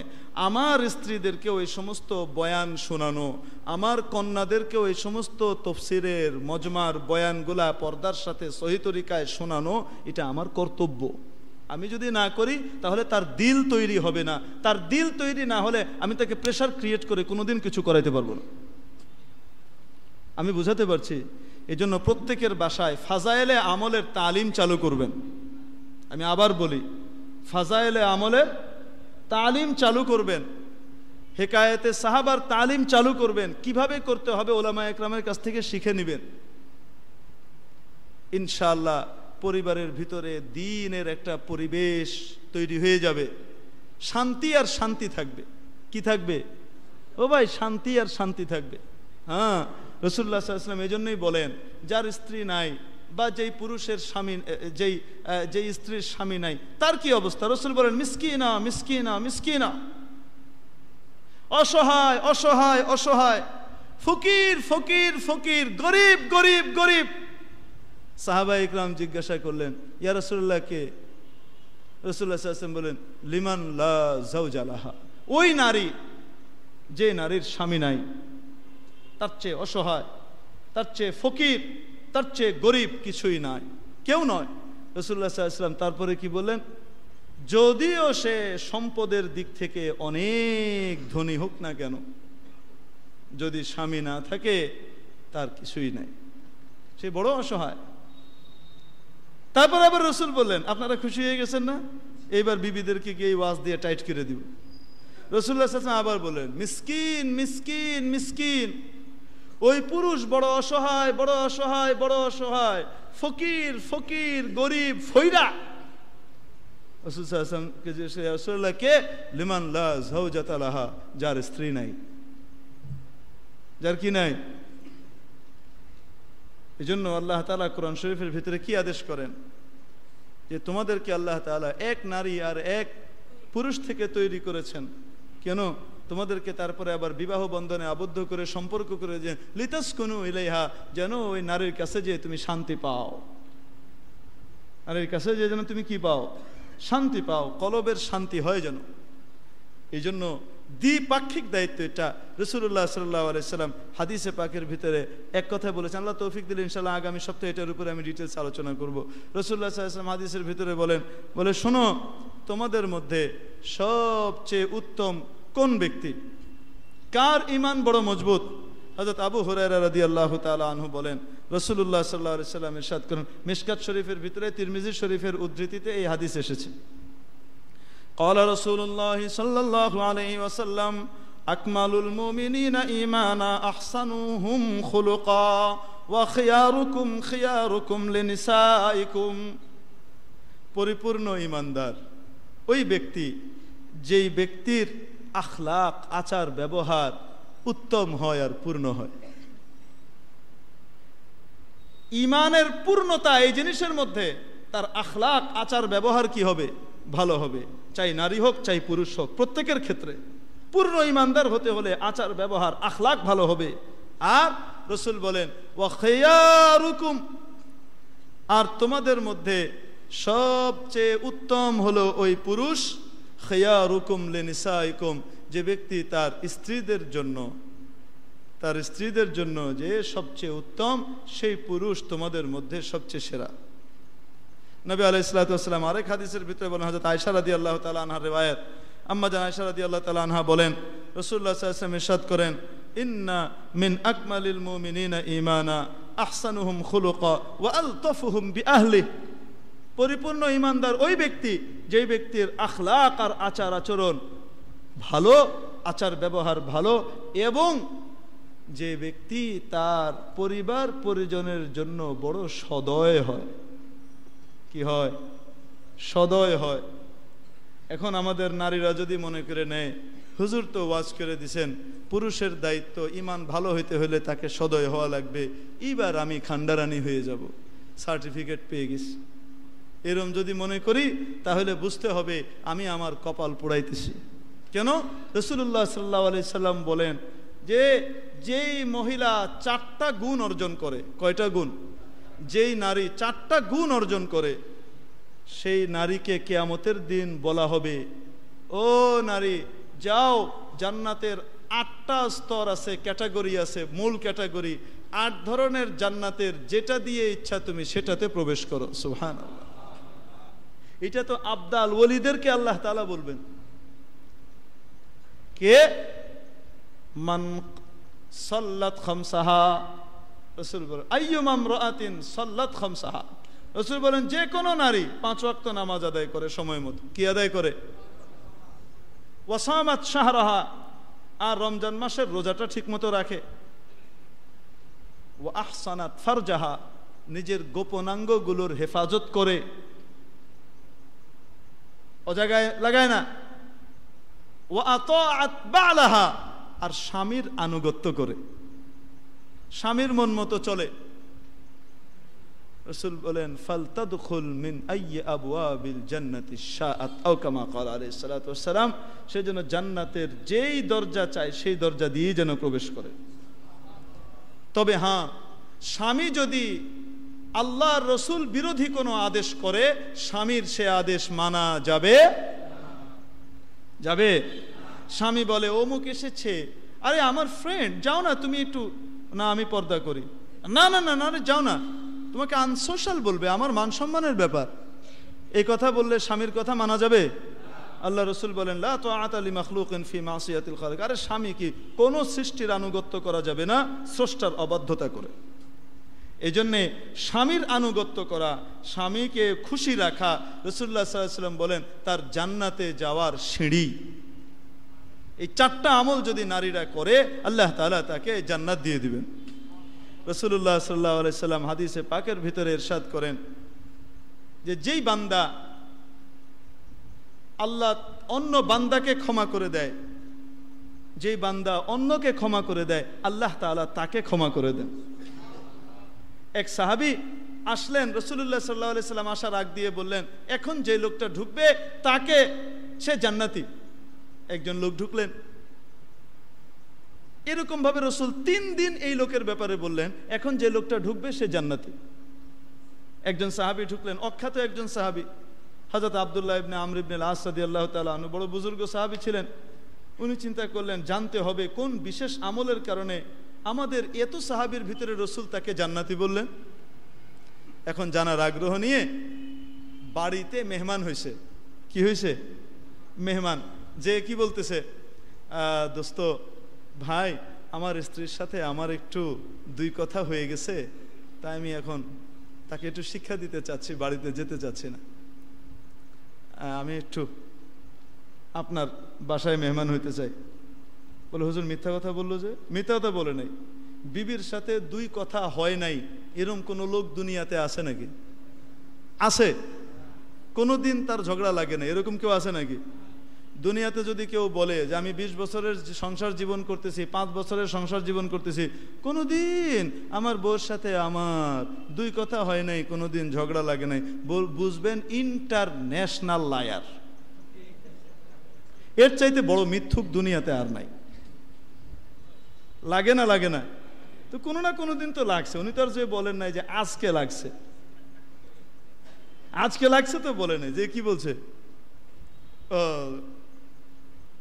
আমার একটু ইয়ে হয়ে গেছে, তো মেহমান হিসেবে আছে, রাতে ঘুমায় না, দেখে রাতে কি ইবাদত করে, তো দেখে ওই সাহাবী ওনার চাইতে বেশি ইবাদত করে না রাত্রে, রাতে নাক টেনে ঘুমায়, তাহাজ্জুদের সময় উঠে কিছু তাহাজ্জুদ পড়ে ফজরে চলে যায়, বিশেষ কোনো ইবাদত করে না, আর উনি তো রাতভর ইবাদত করেন।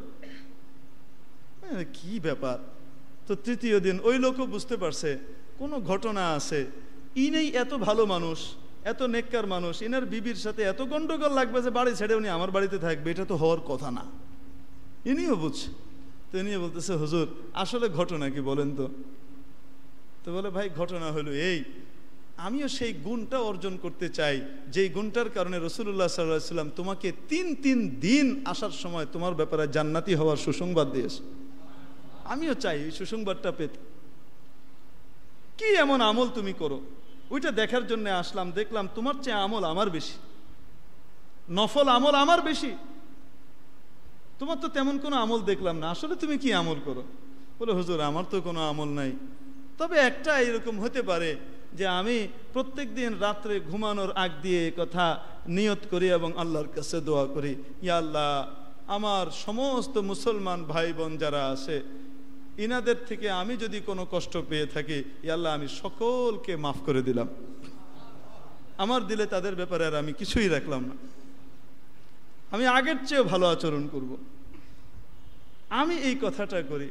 হযরত আব্দুল্লাহ ইবনে আমর ইবনে আস রাদিয়াল্লাহু বলেন, হ্যাঁ এইটাই এত বড় আমল যে আমলের কারণে মানুষ দুনিয়াতে জান্নাতি হওয়ার সুসংবাদ পেতে পারে। এই জন্যে মানুষকে ক্ষমা করে দেওয়া, মানুষের অতীতের ভুলকে ক্ষমা করে দেওয়া এবং তার সাথে সুসম্পর্ক বজায় রাখা, এটা জান্নাতে যাওয়ার সোপান। এই জন্যে বলছিলাম যে স্ত্রী পুত্র পরিজনকে দিনদার বানানো এবং আমি তাদের ভিতরে দিনদার হিসেবে থাকা, এটা হলো দুনিয়াতেও শান্তি আর সুখের কারণ, আখিরাতেও চিরকালীন শান্তির কারণ। আল্লাহ রাব্বুল আলামিন আমাদের সবাইকে আমল করার তৌফিক দান করেন। আসসালামু আলাইকুম ওয়া রাহমাতুল্লাহ।